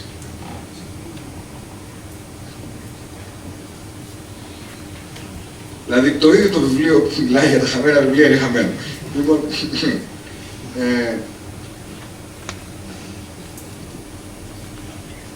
υπάρχουν τέτοια βιβλία, πάρα πολλά, που μιλάνε για χαμένα βιβλία, τα οποία όλα τους είναι σπάνια ή απαγορευμένα ή χαμένα. Για παράδειγμα, αν θέλετε, προσπαθήστε να βρείτε το Books Nowhere to be Found. Τα βιβλία που δεν μπορούν να βρεθούν πουθενά. Του Ζωζέφ Μαρί Κεράρντ, του 1880. Είναι ένα από τα πιο σπάνια βιβλία. Εμφανίστηκε μια φορά στο Sotheby's και κάποιος το πήρε, το αγόρασε για $2 εκατομμύρια. Λοιπόν, καταλαβαίνετε τι λέω. Γιατί αυτό το βιβλίο είναι θησαυρός, δηλαδή αναφέρεται σε βιβλία τα οποία nowhere to be found. Δεν μπορούν να βρεθούν πουθενά. Έτσι. Φυσικά, αυτός που το αγόρασε για $1,5 εκατομμύριο, αυτός που το πούλησε, δεν το εκδίδανε, έτσι δεν είναι, δεν το διαβάζετε εσείς. Δεν θα κάνει $1,5 εκατομμύριο, ούτε θα κάνει τώρα 10 και μεθαύριο 100 και πάλι λέγοντας. Ο Μυριόγορος που λένε ότι ήταν γραμμένο για τα χθεσινά στο Ριζάδιο τώρα, είναι εξαφανισμένος κι αυτός. Και δεν ξέρω, δεν είμαι ειδικός, δεν ξέρω να σου πω, θα το ψάξω. Όχι, απλώς σας το λες και ψάξω κι εσύ. η απορία από αυτό που αλλά τα περισσότερα σημαντικά έργα είναι χαμένα. Αυτό λέω. Δηλαδή ακόμα και πράγματα που επειδή τα έχετε ακουστά νομίζετε ότι υπάρχουν, πολλά από αυτά δεν υπάρχουν, νομίζετε ότι υπάρχουν. Και μην ξεχνάμε και αυτό, δηλαδή ακόμα και τα πρωτότυπα κειμένων. Η παλιά καλή μας ερώτηση που πάντα είχαμε στην ομάδα μας στο Strange ήταν αυτή. Πού είναι τα πρωτότυπα των αρχαίων ελληνικών κειμένων? Ή τέλος πάντων τα πιο παλιά αντίγραφα. Πού βρίσκονται? Δηλαδή... Για το Βατικανό είναι. Πολύ ωραίος. Λοιπόν, όχι όλα βέβαια, αλλά πολλά βρίσκονται στην υπόγεια βιβλιοθήκη του Βατικανού. Μια φορά είχα δει ένα βίντεο, κύριε, από την υπόγεια βιβλιοθήκη του Βατικανού, όπου υπάρχει μάλλον, ένα ολόκληρο υπόγειο σιδηροδρομικό σύστημα βιβλιοθηκονομίας. Δηλαδή, είναι τόσο μεγάλη αυτή η υπόγεια βιβλιοθήκη που διατρέχεται από έναν μίνι σιδηρόδρομο, ρομπότ τρενάκια, και έτσι αυτοί είναι πάνω σε ένα κομπιούτερ και λένε το τάδε τρενάκι στο διάδρομο 15, ράφι 48 κτλ. Να μου φέρει το τάδε βιβλίο. Και πηγαίνει το τρενάκι κάτω, παίρνει το βιβλίο αυτό εδώ, τους το φέρνει, το φέρνει στο δωμάτιο. Λοιπόν, είναι τόσο μεγάλο δηλαδή. Και όλο το αρχαιοθέτη, και το έχω δει σε βίντεο αυτό που σας λέω τώρα. Ντοκουμέντο. Με το υπόγειο σιδηρόδρομο κάτω από το Βατικανό, που είναι η υπόγεια βιβλιοθήκη του Βατικανού. Λοιπόν, εγώ στοιχηματίζω ότι έχει τόσο μεγάλα μυστικά αυτή η βιβλιοθήκη που ενδεχομένως και όλοι του Βατικανού με τον Πάπα συμπεριλαμβανομένο δεν ξέρουν τι έχει. Δική μου. Εγώ το μαντεύω αυτό. Λοιπόν, δηλαδή υπάρχει αυτό που βλέπετε στον Ιντιάνα Τζόουνς που βρίσκει την κυβωτό της Διαθήκης και μετά, αν θυμάστε στην ταινία, που υπάρχει μια τεράστια αίθουσα γεμάτη με κασόνια και κάπου τη βάζει και αυτή μέσα σε αυτά τα κασόνια και πίσω έχουν τα άλλα κασόνια. Λοιπόν, κάπου τη βάζουν. Υπάρχει αυτό το πράγμα. Για παράδειγμα, υπάρχει το αόρατο βουνό. Σύντομα θέλω να κάνουμε μια δημοσίευση σε σχέση με αυτό, δεν το ξέρει πολλοί κόσμος. Υπάρχει ένα βουνό, το οποίο κούφιο, το οποίο βρίσκεται στην Αμερική, στις ΗΠΑ, στο Ιλινόι συγκεκριμένα, όπου είναι η κυβωτός της ανθρωπότητας. Δηλαδή, όπου οτιδήποτε θέλεις να προφυλάξεις, σώνει και καλά να διασωθεί από τα πάντα, είναι εκεί μέσα. Σαν να λέμε είναι το Ultimate Security System, το υπέρτατο σύστημα ασφαλείας, το υπέρτατο θησαυροφυλάκιο. Να σας φέρω ένα παράδειγμα. Πολύ έτσι εξαπαλώνων ήχων. Ο Bill Gates είναι μεταξύ άλλων συλλέκτης αρχαίων παπύρων. Και επίσης είναι συλλέκτης φωτογραφιών. Έχει τα copyrights από όλες τις κλασικές φωτογραφίες που ξέρετε. Έχει τα πρωτότυπα, τα αρνητικά και τα copyrights. Δηλαδή, με παράδειγμα, η Μέριλιν Μονρό που τη σηκώνεται η φούστα από τον αέρα, από τη σχάρα, την έχει ο Bill Gates. Τον Βιετναμέζο που πυροβολάει τον εχμάλωτο, όλα αυτά. Η φωτογραφία του Τσε, ο Einstein που βγάζει τη γλώσσα, όλα αυτά λοιπόν βρίσκονται, τα έχει ο Bill Gates και βρίσκονται μέσα σε αυτό το βουνό. Ένα παράδειγμα. Και τι άλλο έχει μέσα. Ξέρουμε πάνω κάτω. Λοιπόν, ένα παράδειγμα που έχω να σας πω επίσης για το παρελθόν, ο Μέγας Δούκας της Μόσχας, ο Βασίλης ο Τρίτος, περίπου εκεί γύρω στο 1500, αποφάσισε να κάνει αυτό που έκανε και ο Σουρμπανιμπάλ. Δηλαδή να συγκεντρώσει, είχε ψώνιο με τα αρχαία συγγράμματα, να συγκεντρώσει όσα περισσότερα αρχαία συγγράμματα μπορούσε και επίσης αυτά που είχε ήδη στα χέρια του να βρει λόγιους να του τα μεταφράσουν στα Ρώσικα. Γιατί δεν μπορούσαν να τα διαβάσουν. Λοιπόν, και συγκέντρωσε για αυτόν τον λόγο, τι άλλο, Έλληνες λόγιους, τους οποίους έστειλε παντού με συγκεκριμένες πληροφορίες, χρησιμοποιώντας ένα ολόκληρο δίκτυο της Τσαρικής Υπηρεσίας Πληροφοριών, την οποία παρανόμως επιστράτευσε κάποιους για αυτόν τον λόγο, και άρχισε να συγκεντρώνει αυτά τα πράγματα. Μάλιστα, ο κύριος πώς κέρδισε, ας πούμε, τον επικεφαλή της ομάδας των λογίων, ο οποίος ήταν ένας Έλληνας που λεγόταν Μάξιμος ο Έλληνας. Το πραγματικό του όνομα ήταν Μιχαήλ Τριβόλης. Λοιπόν, και έχει το ψευδόνυμο ο Φιλόσοφος. Αυτός ήρθε, κάποιοι λόγοι τον φέραν σε επαφή με τον αρχιδούκα της Μόσχας και δήλωσε ότι δεν είχε ήταν ο πιο ειδικός της εποχής επάνω σε αρχαία συγγράμματα. Δήλωσε ότι δεν είχε ξαναδεί ποτέ στη ζωή του τόσο πολλά και σημαντικά αρχαία συγγράμματα και από τότε ο άνθρωπος αυτός δεν ξαναβγήκε από το δωμάτιο που τον έβαλε ο αρχιδούκας της Μόσχας. Δηλαδή για να εργάζεται και να μεταφράζει και να έχει στα χέρια του τα πράγματα που είχαν ήδη και που φέρανε. Πέθανε εκεί μέσα δηλαδή, πώς το λέτε. Έτσι σαν δωμάτιο αυτός. Τόσο αφοσιωμένος ήταν και τόσο πολύ σημαντικά ήταν αυτά. Δεν αποκλείεται μάλιστα τον είχαν εκδηλώσει κιόλας. Λοιπόν, στο δωμάτιο. Λοιπόν, υπάρχει μια ολόκληρη ιστορία με αυτό. Αυτή η βιβλιοθήκη λοιπόν, του 1500 μιλάμε τώρα, όχι πρόξου του, μετάξυστον. Λοιπόν, που έφτιαξε λοιπόν ο Βασίλης ο Τρίτος, ο αρχιδούκας της Μόσχας, στη Μόσχα, άρχισαν να συγκεντρώνουν λοιπόν αυτά τα αρχαία συγγράμματα. Έφτασε στο σημείο μάλιστα, έχουμε καταγραμμένο από τον Γιωχάνες Βέτερμαν, γερμανό λόγιο πάστορα, όπου αναφέρει ότι ο Ιβάν ο Τρομερός, ο Τσάρος, όπου είχε κομμάτια της βιβλιοθήκης αυτής, λέει ότι ήταν γεμάτη από αρχαία συγγράμματα για τα οποία έχουμε, λέει, αναφορές, αλλά νομίζαμε ότι δεν υπάρχουν. Αναφέρει ο Βέτερμαν. Ο καθηγητής Ντάμπελοφ στα τέλη του 1700, με αρχές του 1800, δεν ξέρω την ακριβή χρονολογία, ερεύνησε κάποια χειρόγραφα των αρχείων του Τσάρου, για λογαριασμό του Τσάρου. Λοιπόν, και ανακάλυψε μέσα στα αρχεία αυτά την πρώτη σελίδα ενός καταλόγου 100 σελίδων. Το ήξερε αυτό γιατί έγραφε πάνω 1, 100 κλπ. Λοιπόν, και η πρώτη σελίδα αυτή περιείχε τίτλους από μια συλλογή που ήταν υποτίθεται στα χέρια του Τσάρου, αλλά ο Τσάρος δεν ήξερε ότι είναι στα χέρια του, και οι τίτλοι ήταν αρχαία συγγράμματα με τα οποία του είπε στους αγώνες ότι υπάρχουν. Και λοιπά και λοιπά και λοιπά. Είναι μια μεγάλη ιστορία, δεν θέλω να σας κουράσω, γιατί κουράζεστε βλέπω. Τελειώνει με τον Dr. Ζάπελιν, ο οποίος γράφει ένα άρθρο, το οποίο λέγεται The Underground Chambers of the Kremlin,